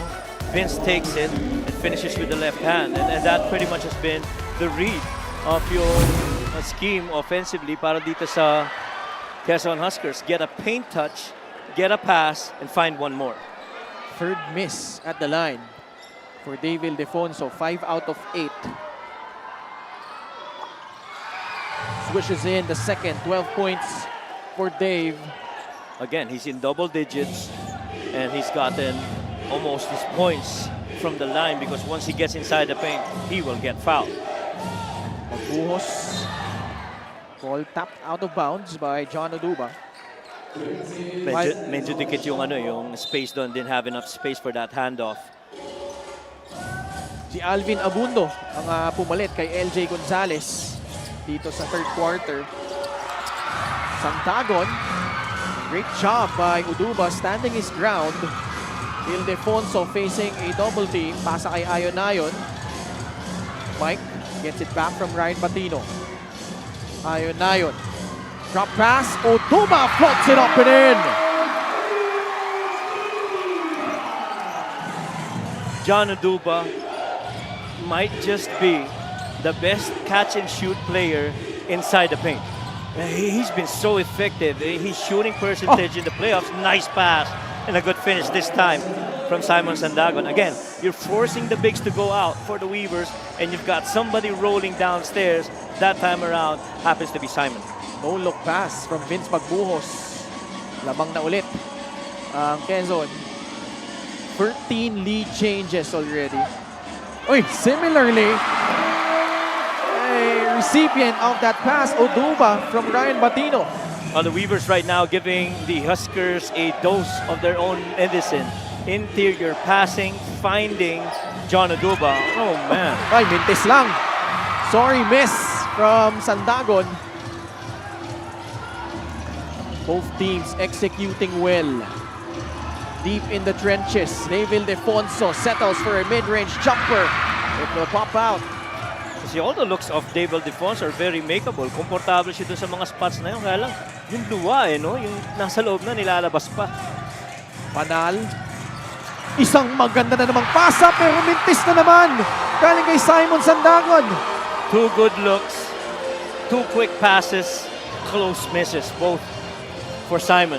Again, they need to make those, especially when you consider no Raven Gonzalez and J.O. Chu. I mean, John Oduba and Ryan Batino are tough, but they're not the type of rim protectors that those two guys are. And I'd like to think, Ken, one of the reasons kung bakit wala yung Twin Towers na yon para dito sa Weavers is because the Huskers have really sped up the game. Foot speed inside the paint has been key for the Huskers, and Gabanal falling down, had to go to that footwork and that English on that shot. That's the first field goal make in this series for Campanal, and he did it the hard way, but more importantly, giving the lead back to Quezon, 39-38, under 3 minutes remaining in the third. Mike Ayonayon, scoop layup though, but a foul whistled on a Husker. It's gonna go against Simon Sandagon. And if you're the Weavers, you have to love that action. See this move right here by Gabanal. To your point, first field goal make for Gab. Play of the game is brought to you by 747 Live. Dito nga sa Legit Your Game, Your Chance, Your Thrill, only with 747 Live. At itong larong to, Ken, nagpapatuloy na nagiging defensive ang tema because when you look at how these guys have actually stayed right in front, or if they get beat, may tumutulong at naganda yung mga rotation, ng mga help.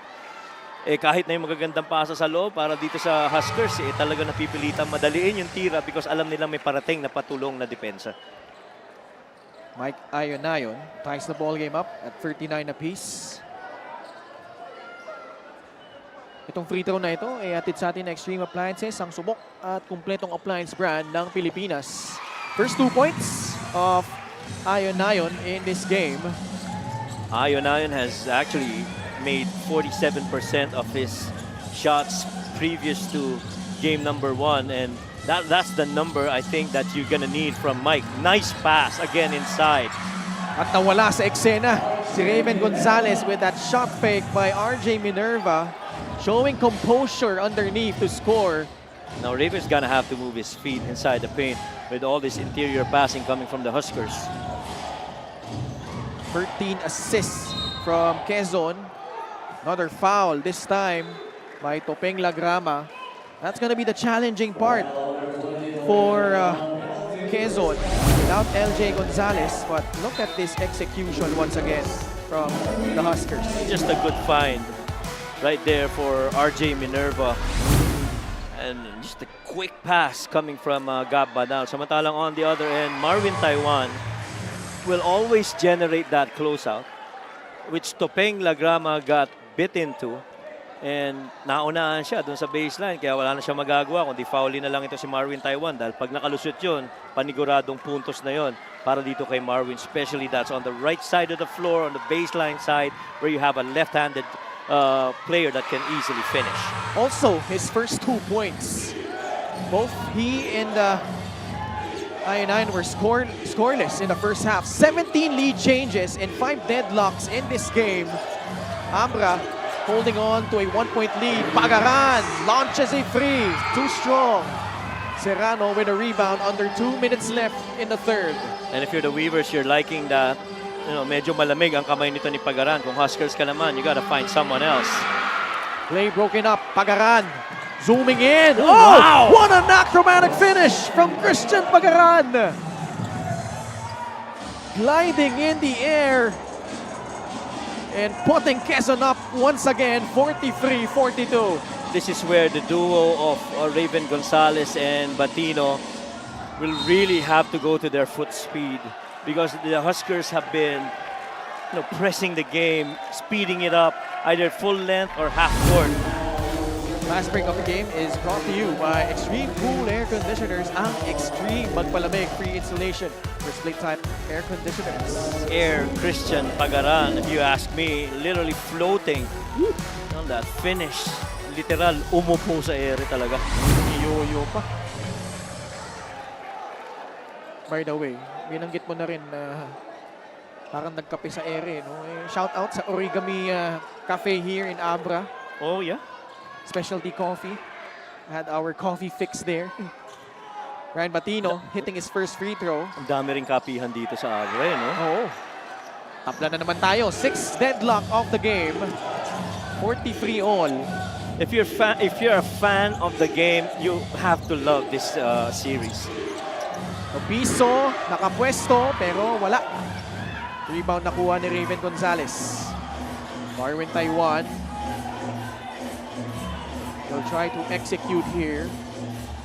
Solo side against Minerva. They feel they have an advantage against Batino.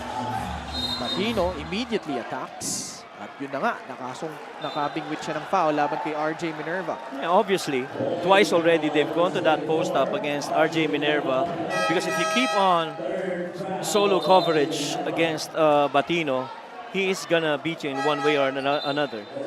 Either he's gonna bulldoze his way inside or he's gonna put that drop step going to baseline side, which in my opinion is one of the go-to moves of Batino down on the low block. And Batino will shoot 2 free throws. LGR is the official outfitter of the MPBL. A deadlock game with a minute to go in the third quarter with so many lead changes and times that this game has tied. It just gives credit to the type of preparation that both these teams have made before the series. Abra has shot much better from the line this time. 14 out of 18 compared to game number 1. Pagaran gets a breather. In comes Joshua Yero. Big stretch here in the last minute for Quezon, as Abra clinging on to this 2-point advantage. Gonzalez is back in. Taiwan falling down on the floor. 9 seconds left on their shot clock. LJ navigating through that screen. Pass to Opiso. Still can't hit those jumpers. Jump ball. Possession arrow pointing to Abra.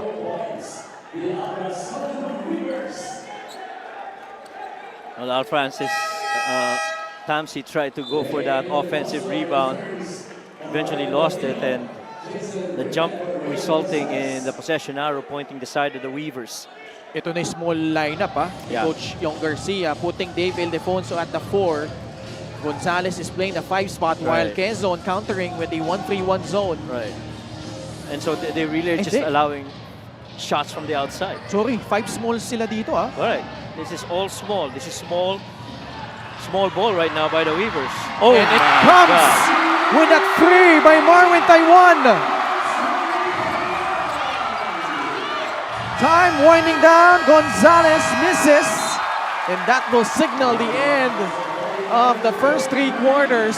But a strong finish to this period by the Abra Solid North Weavers. Strong finish indeed, especially with that made 3 by Marvin Taiwan.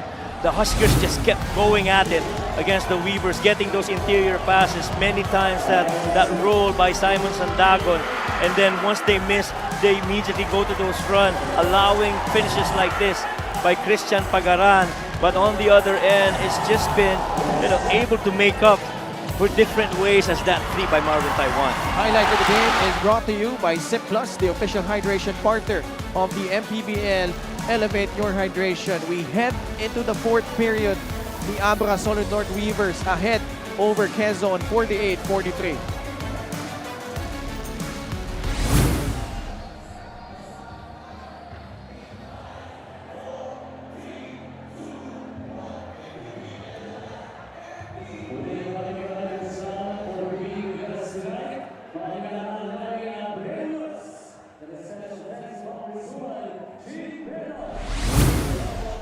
Kasama ko ngayon ang isa sa biggest fans at cheerleaders ng Abra Solid North Weavers. Walang iba kundi si Ate G. Blakera. Alam mo, ate, nakita ko nung game 1, ikaw yung talagang nakaganon ka, no? Halos maiyak ka na, nagdadasal ka. Ano ba mga naisip mo ng mga panahon na yun? Oo, Miss Mika. Sobra yung dasal ko nung game 1. Tsaka talagang pure talagang umiiyak na ako sa dasal. Halos napaluhod na nga ako sa pag-pray ko dahil nga siyempre kailangan manalo ang ng Abra Solid North Weavers. Gaano ka nakatagal fan ng Abra, ma'am? Since day 1 nung unang season na nag-join sila, fan na fan ako, kaya lang kasi wala pang games dito. Nung first season na nag-join sila. Pero nung second season na nag-join na sila, at least, and I thank you Kong JB Bernos and Kong Ching Bernos dahil dinala nila ang PBL dito sa Abra. So maraming salamat po. Matanong ko naman, alam ko namang medyo obvious na at may hawak ka diyang picture, pero kanino ba ikaw sumusuporta dito sa Abra Solid North Weavers? Sino ang pinaka-cheer mo, ma'am? Ang pinaka-cheer ko of course, sabi nga nila mag-relative daw kami ni Dave Ildefonso kasi yung mother niya is Blakera and from Abra talaga. So nag-usap naman kami minsan ni Dave. Natuwa naman siya na nakilala namin ng isa't isa. As in, sobrang saya niya kasi meron daw pala siyang relative dito sa Abra.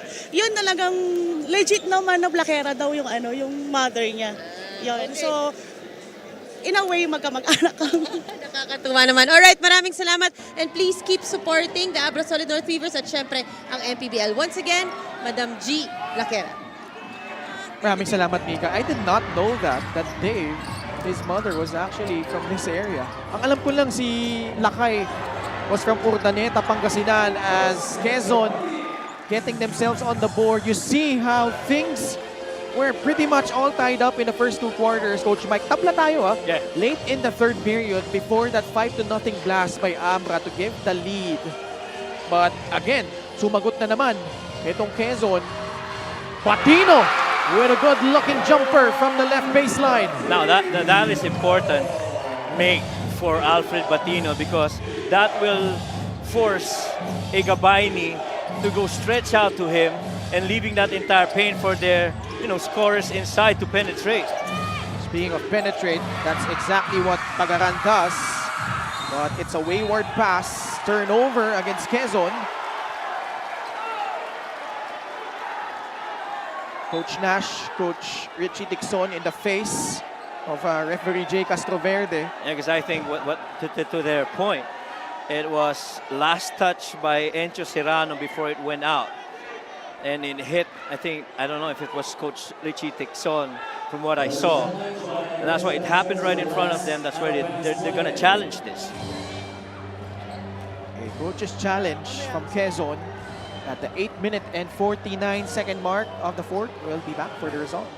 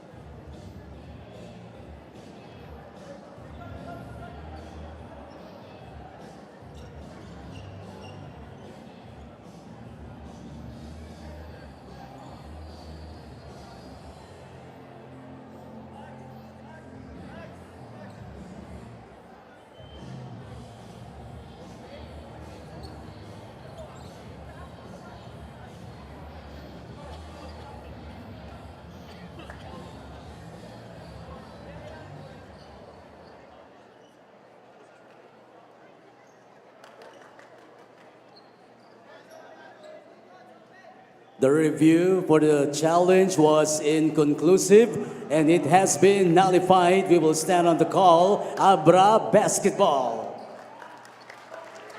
Inconclusive challenge. So the call will stand, but they will maintain their challenge. Kung about tong Quezon. So, Abra trying to extend the lead. We haven't had a double-digit advantage here in game number 2.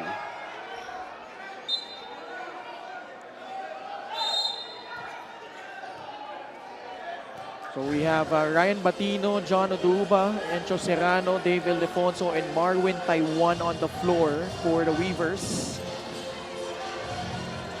Encho, what a pass! Batino will lay it in.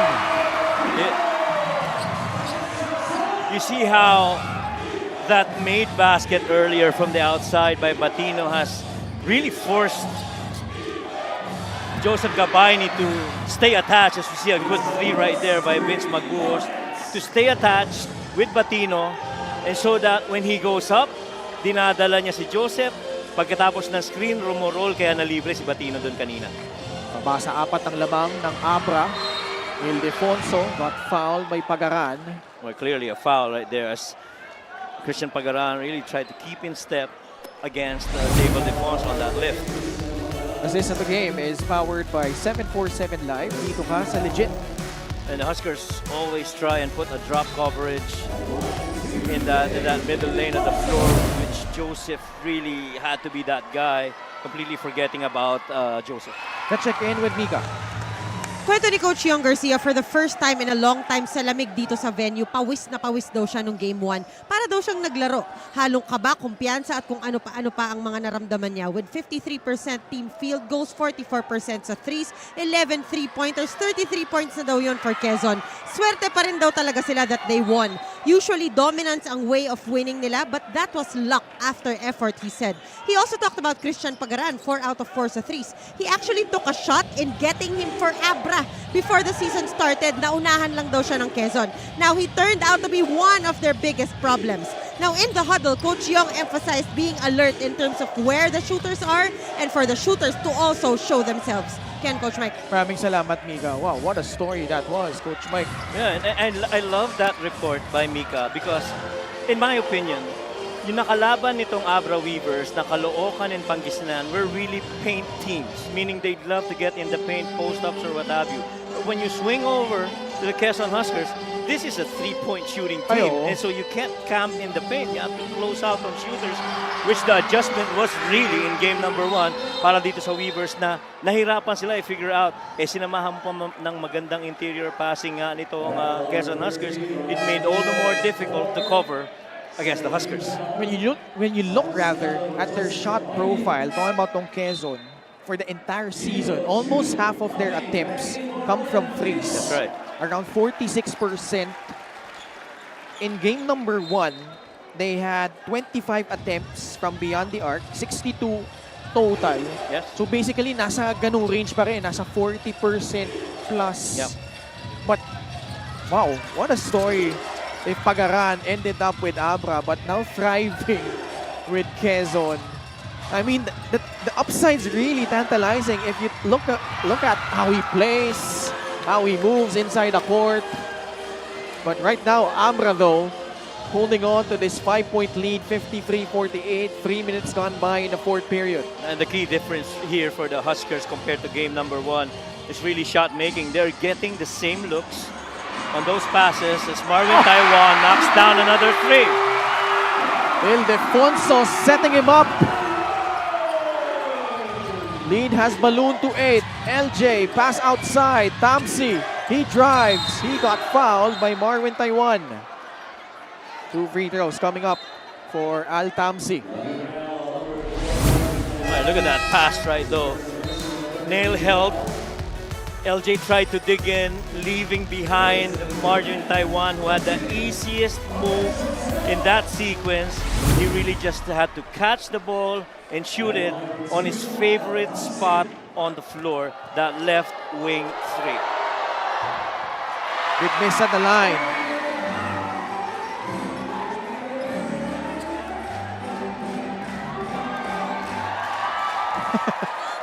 The Abreños trying to distract Al Tamsi.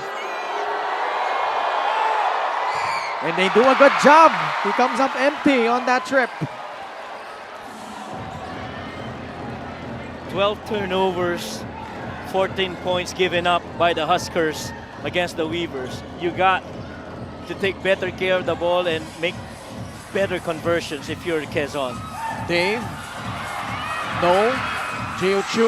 Wala pa din. Tapigan ng bola. May foul. Laban kay John Oduba.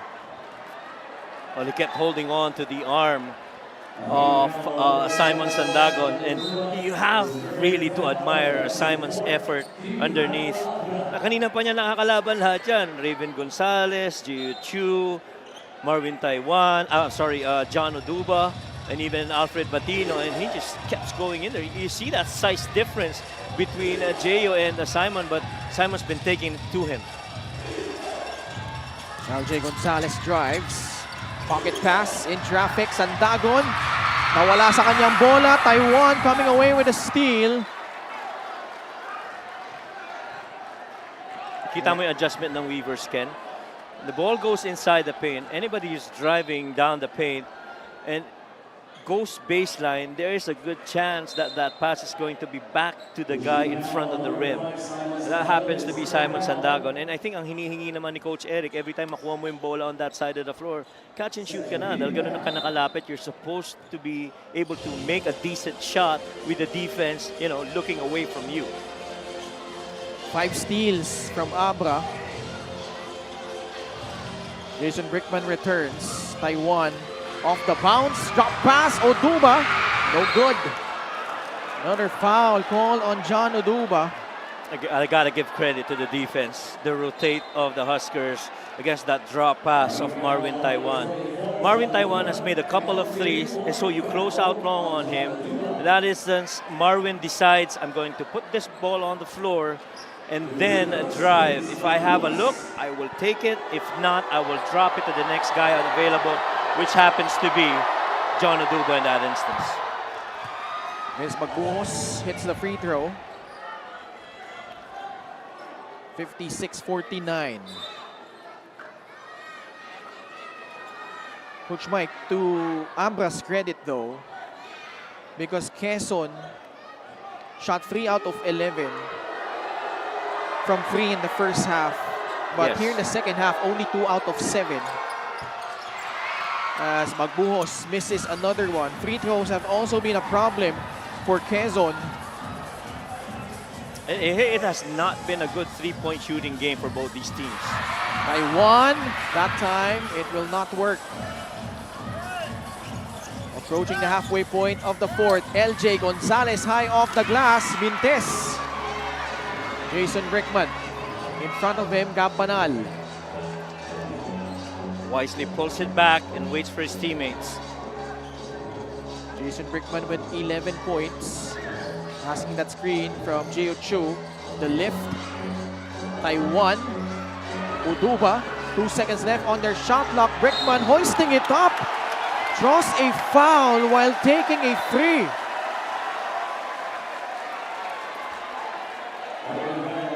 That's painful. Yeah. If you're Quezon.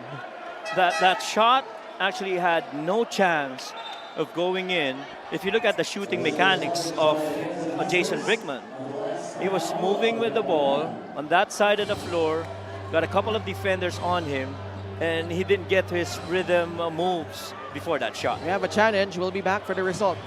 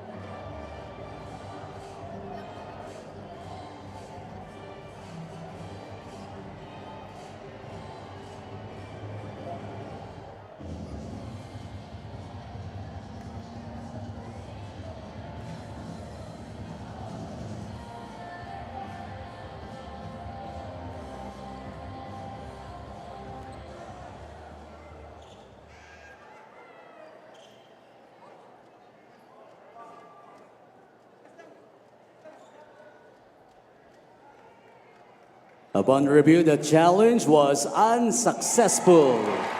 Tough break for Quezon. So third foul on Campanal. See that again? I think he really got held up. Yeah, andun yung kamay ni Gabes. On that shooting arm of Jason. Yeah, every time you put your hands in that position, you're gonna be in a very dangerous predicament. Especially with Jason Brickman. Oo. Parang ano yan, in-extend mo yung arm mo, nag-low rip si player, inangat yung bola, that is a foul. Jason Brickman has been phenomenal from the free throw line. 82% itong free throw na ito ay hatid sa inyo ng Extreme Appliances, ang subok at kumpletong appliance brand ng Pilipinas. So only 2 free throws. Tama, no? 2 free throws lang. Yes.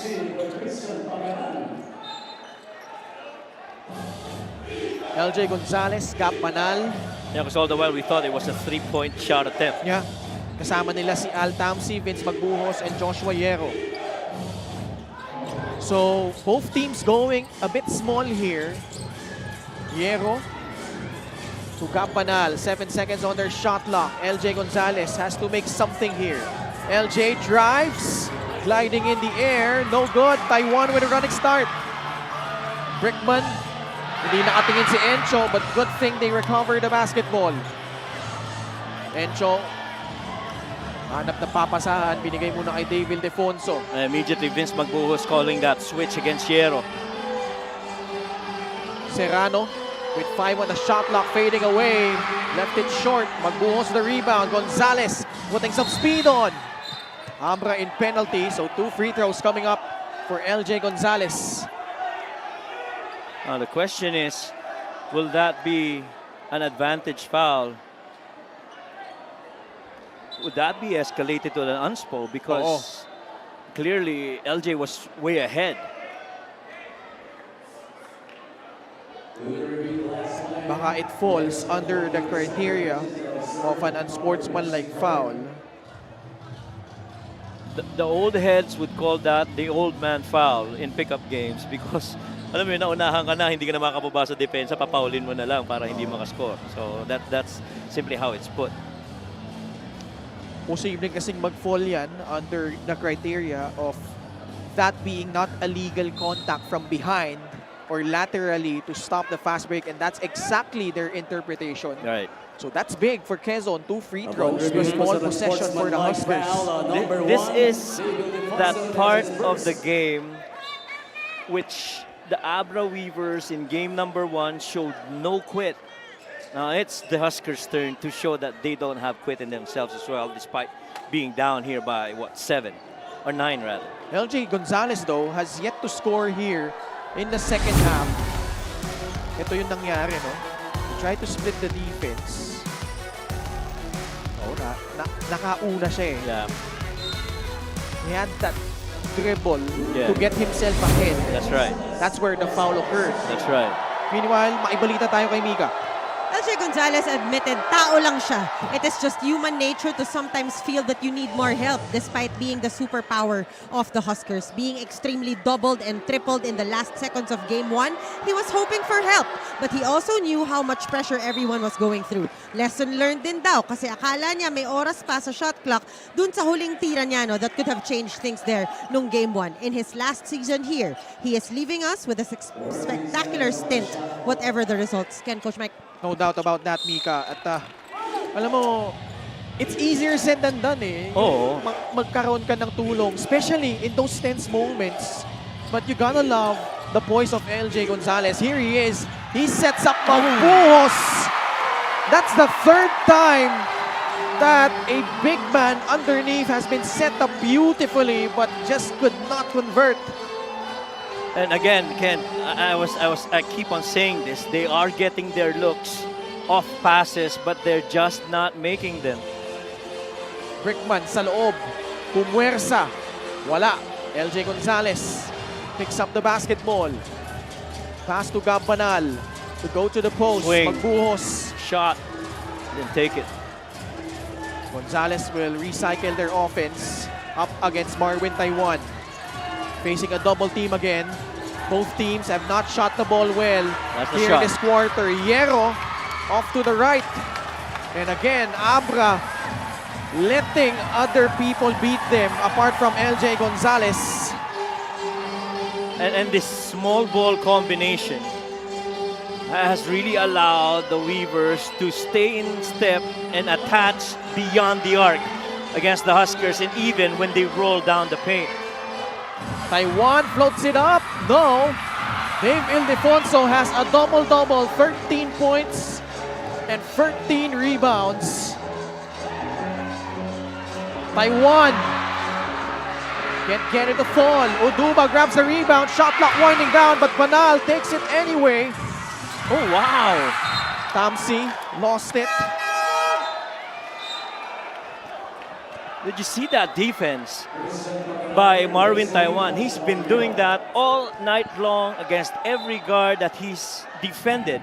He keeps on putting that inside arm of his and trying to check the outside shoulder in an attempt to try and derail any move that's done on him by the ball handler. And so far that has once again resulted in a stop for Marwin Taiwan. This is a baseline out of bounds for the Huskers.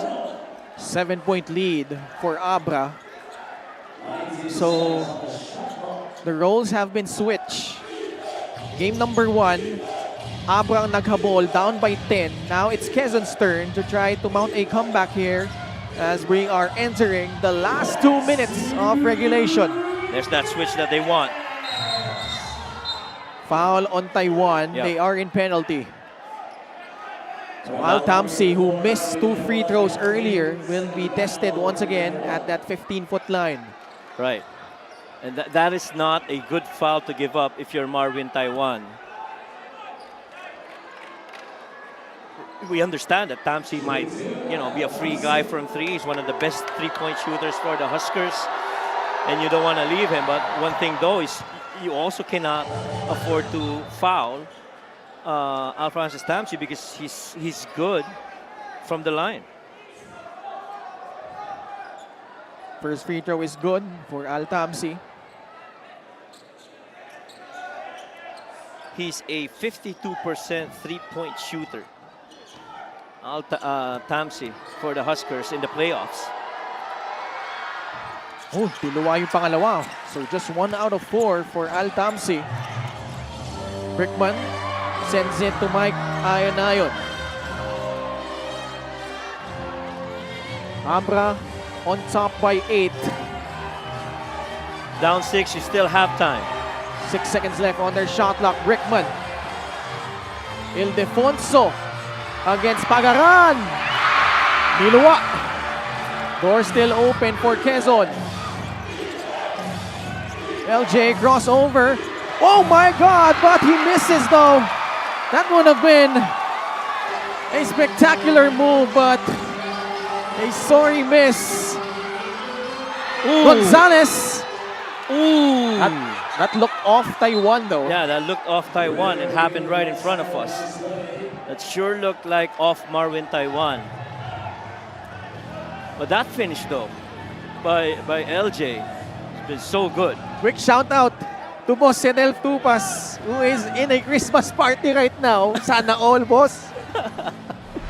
58-52. This is a crucial challenge here. Sorry, crucial review here. Review, that's right. See that? Tip the ball from behind. Yeah, but it was off the foot. Of Marwin. Marwin, oh, Marwin. parang eh. Look off the foot of Marwin. And if so, yeah, that's the right call. Quezon Huskers basketball. Clearly. This is at most a 3-possession game, at least a 2-possession game with a couple of threes. But I was saying earlier about that left-hand finish by LJ Gonzalez. He made a couple of that in the first half, but that one sure looked good. Yun nga eh. Akala ko pasok na eh. Oo. I was halfway through. But again, those point-blank misses by Quezon, only shooting 30%, but Abra just 29%. But the difference was that strong run late in the third. That carried through here in the fourth. Well, one can argue it's really back again to the free throw makes. I mean, this is a what? This is a +7 free throw makes para dito sa Abra Weavers. The attempts have been very similar. It's just a +3 advantage for the Abra Weavers. And so the Huskers have really done their part in controlling the offensive rebounds, because the difference right now is just a +4 difference on the offensive rebound, unlike in game number 1, which was so much more. Gonzalez trying to move quick. Nice pass, Banal. This is big. Oh! He hits a three. Down to a one-possession ball game. And when you're a three-point shooting team, you do not stay away from your identity. No need to foul if you're Quezon. They're not yet in penalty anyway. 10 seconds left on their shot clock. Brickman taking some time, getting past LJ Gonzalez. Rejected by Sandagon, flips it up. The tap is good! Oh my! Just in the nick of time! And who did it again, Coach Mike? John Oduba. Oh my goodness. Very similar to how it happened in game number 1, where Jason Brickman saw that right side of the floor. Meantime, ito muna yung drive ni LJ Gonzalez. You know, compacting that paint. Dave had to help out, leaving Gabanal for that straight-up 3. Nothing but net. But on the other end, Jason Brickman against LJ Gonzalez, beating him down the floor. Simon does a good job defending, takes another crack at it, but wow, John Oduba in the nick of time. And again, the failure of Quezon to secure the defensive rebound has cost them, at least in that possession. We'll be back after the short break.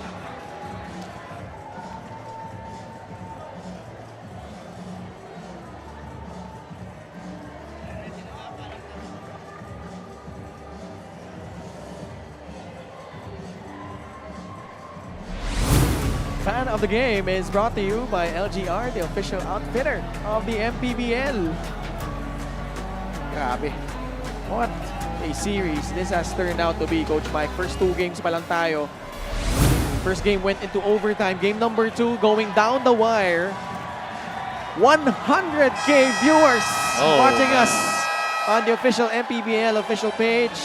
And that's not even counting the thousands of other viewers outside of the venue, where I do understand they have an LED board that allows those who could not get in. This is a full house gym for the second straight finals game day here in Abra. Just evidence of how basketball is much loved in this part of the country. John Oduba, 8.7 rebounds, but that rebound and field goal, the biggest one yet. Yeah. And I think, Ken, you pointed out that they failed to locate, or box out rebounders, but in my opinion, it really was just because John Oduba refused to give up. He just kept on moving. Still enough time though for Quezon. Gonzalez. Crossover dribble. Floater. Oh man. 32.2 seconds left. No need to foul. Not done yet. Brickman almost lost it. Gives it up to Mike Ayon. Ildefonso, 20 seconds remaining. About a 7-second differential on the clocks. Shot clock at 5. Brickman goes up. Draws a foul. With 11.5 seconds left. What mastery by Jason Brickman. He knew he had Tamsi on him, who was, in terms of speed against LJ Gonzalez, he can take on. And here he just goes in there and tries to make something out of it. He knows that these guys are in penalty, and he was going to get to the line. Calmly, all net on the first free throw.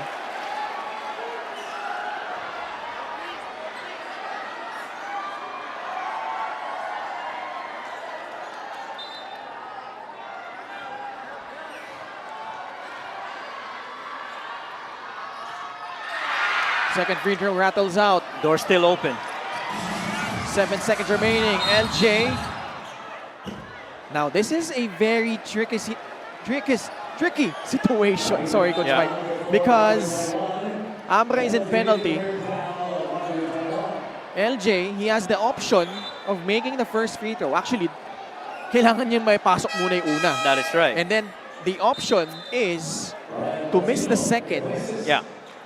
And try to grab the offensive rebound and go for a free. That's one right. option. The other one is because they still have a timeout remaining, he could opt to hit both. And for sure, Abra will call for a timeout. Pero ito muna, yung pinaka-importante, yung unang free throw. Oh. That changes things.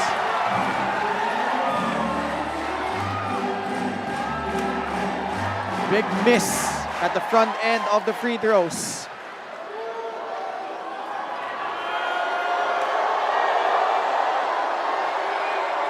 Definitely gotta make this. Gets the second to trickle in. With 6 seconds remaining, Abra will call for a timeout. Now the big question here is, will they inbound from the front or the back?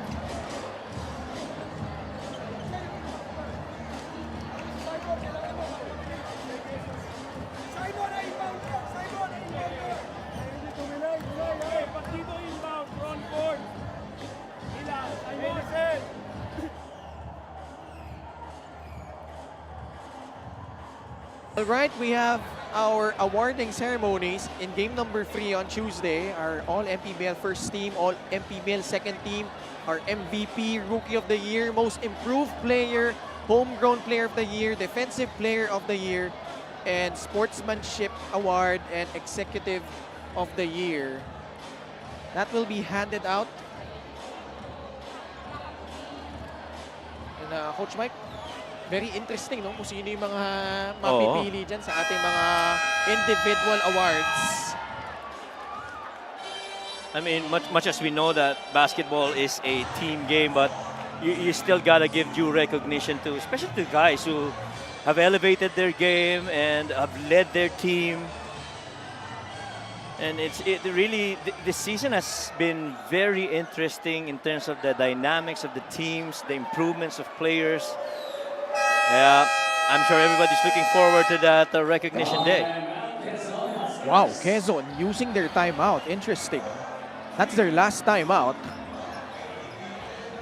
61-58. What do you make of this timeout by the Huskers, Coach Mike? I think they really just saw how the formation of the inbounds would be for the Weavers. Maybe make some adjustments on their end. Okay,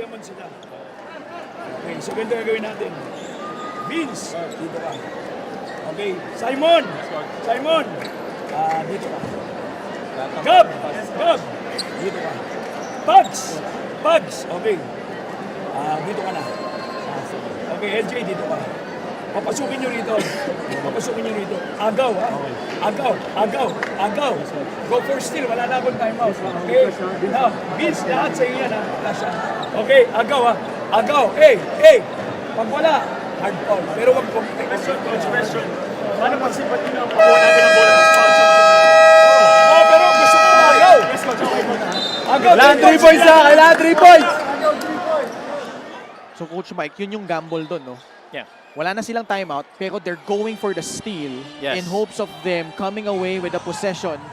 And obviously, they'll try to go for a 3-point shot. Ildefonso will trigger it in. Brickman. Back to Dave. And that's gonna do it. Abra will survive. They push. Meron pa bang oras na natira? Yun ang tanong. Clearly, the instructions of Coach Eric was, once he saw that formation, he wanted to funnel that ball on one side. Now, they will look to see how much time was left on the game clock. The Abreños all smiles. as they're in the midst of going up 2-0 in this best of 5 series. See this right here. We still have time. Meron pa Meron konti. pa, yeah, meron pa. Pero parang ano na lang, I think tenths of a second na lang. Yeah, yeah. So Coach Eric Gonzalez made that bold decision. But credit Abra for able to inbound it safely into the hands of Jason Brickman and then finding Dave Ildefonso. So, grabe. Yeah. Itong first 2 games natin, Coach Mike, going down the wire in both of them. Oh, but one thing is certain. If you're a fan of the Abra Weavers, alam mo na may dalang o may bit-bit na challenge itong Huskers sa'yo when they played here on your home floor.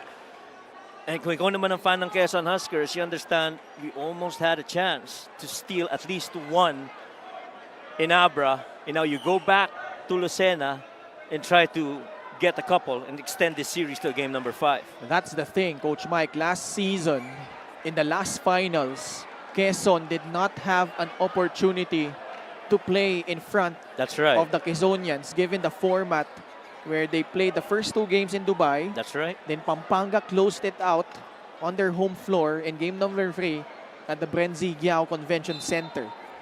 Obviously, different story this year. And the Quezon Convention Center, from what I've heard, parang kahapon pa lang yata sold out na. Yung tickets for game number 3. And rightfully so. So actually, all Dave has to do is make the first, and it's night-night. Yeah. Make the first, miss the second. That's it. Nick, kahit shoot na niya pareho eh. Basta Pareho, mapasok yeah. na itong una. Mintis yung una though.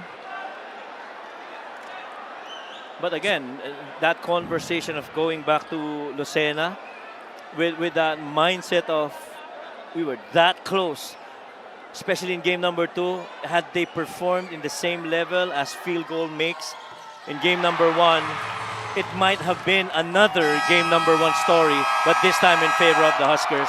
But gotta give credit to the Weavers.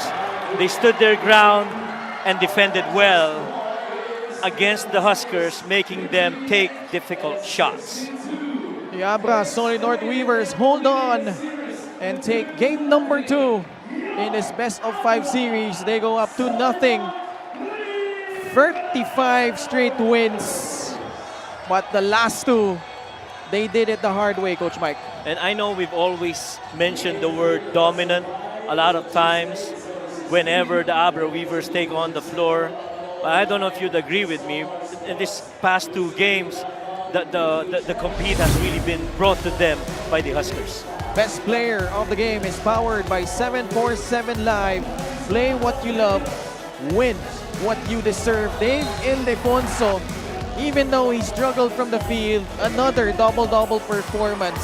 Doing it in so many ways to help his team get the victory tonight. And he defended by committing only 1 foul. Made it difficult for any offensive player right in front of him. And boy, I feel those 13 rebounds were a far cry from the 4 rebounds that he did in game number 1. Our final score, 62-58. Abra holding off Quezon and winning game number 2 of this series. Let's go courtside to Miss Mika Bisamis. Maraming salamat. Congratulations, Dave. One of your best performances since the playoffs.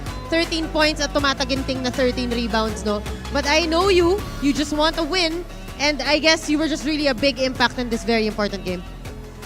Yun nga, first of all, I just want to say thank you kay God kasi without him talaga, this wouldn't have happened. And you know, grabe yung Quezon eh. Grabe yung game 1, ako yung nakabantay kay Pagaran. And halos di ako makatulog nung gabi ngayon eh. Grabe. So buti lang talaga na para sa amin nata talaga yung laro. And buti lang medyo mas na limitahan namin siya. And yun nga, you said na I just want to win. And thankfully nanalo kami and we're just 1 win away for my goal. You mentioned the Quezon Huskers with their great 2 performances, losing by just a little. It's definitely going to be more intense in their home court. Your thoughts? Ako, syempre gusto ko talaga manalo sa bahay nila. And you know, I'm a competitive guy and you know, I love the crowd there. Ang laki ng Quezon Convention eh. And I just want to be able to compete with the best. And Quezon Huskers are the best team in the South. Alright, Dave, meron ka ba mga gustong batiin at pasalamatan? Nanay, tatay na nagmotor papuntang Abra? Una akong babatiin, siyempre yung kay Marwin, si Kobe Taiwan, and si JB Mendoza. Tapos yung napaka sipag kong driver, si Kuya Mark, birthday niya kahapon. Mark Laida, and si nanay, si tatay. Tapos itong binigay sa akin si G-Roy Flicker Bite. Kung nasa Green Hills kayo, kung may gusto kayong paayos, doon kayo kay Ladino Heroy at saka Johnny Heroy. And yun nga, sa mga Abreños dyan, kung malapit kayo sa Quezon, sana makanood kayo sa December 16. And yun nga, thank you God again. Yun na. Right, maraming salamat, Dave Ildefonso. Sorry, si girlfriend ko pala. Si Lina, hello. Yeah. Pinaka-importante. Maraming salamat, Dave Ildefonso. Best player of the game is powered by 747 Live. Play what you love, win what you deserve. Again, Coach Mike. Huwag kalilimutan na congratulations to Dave Ildefonso. Sila kayo, naabutan namin. Nakamotor. Pagdating dito. Nagulat ako nakamotor. Tingnan natin, game number 3, we will go to the Quezon Convention Center as the Huskers try to stay alive and save this season in front of the Quezonians. That's on Tuesday, December 16. Your thoughts on that matchup? Well, I think much as the Huskers have lost here 2 games, very close ones, you have to understand, halos lahat ng laro nitong Abra ay napakalaki ng mga lamang. Ito na yata ang closest 2 successive games that they played. And right now, if you're Quezon, you know you've got a good chance of stealing games in the Lucena Convention Center. And kung ikaw naman ng Weavers, we figured them out and we gotta do the same in game number 3. That does it for our coverage here from Abra on behalf of Coach Mike Perez, Miss Mika Abisamis, and our entire crew. Ang po si Ken Pangilinan. Maraming salamat sa pagtangkilik at pagsubaybay sa Maharlika Pilipinas Basketball League National Finals, ang liga ng bawat Pilipino.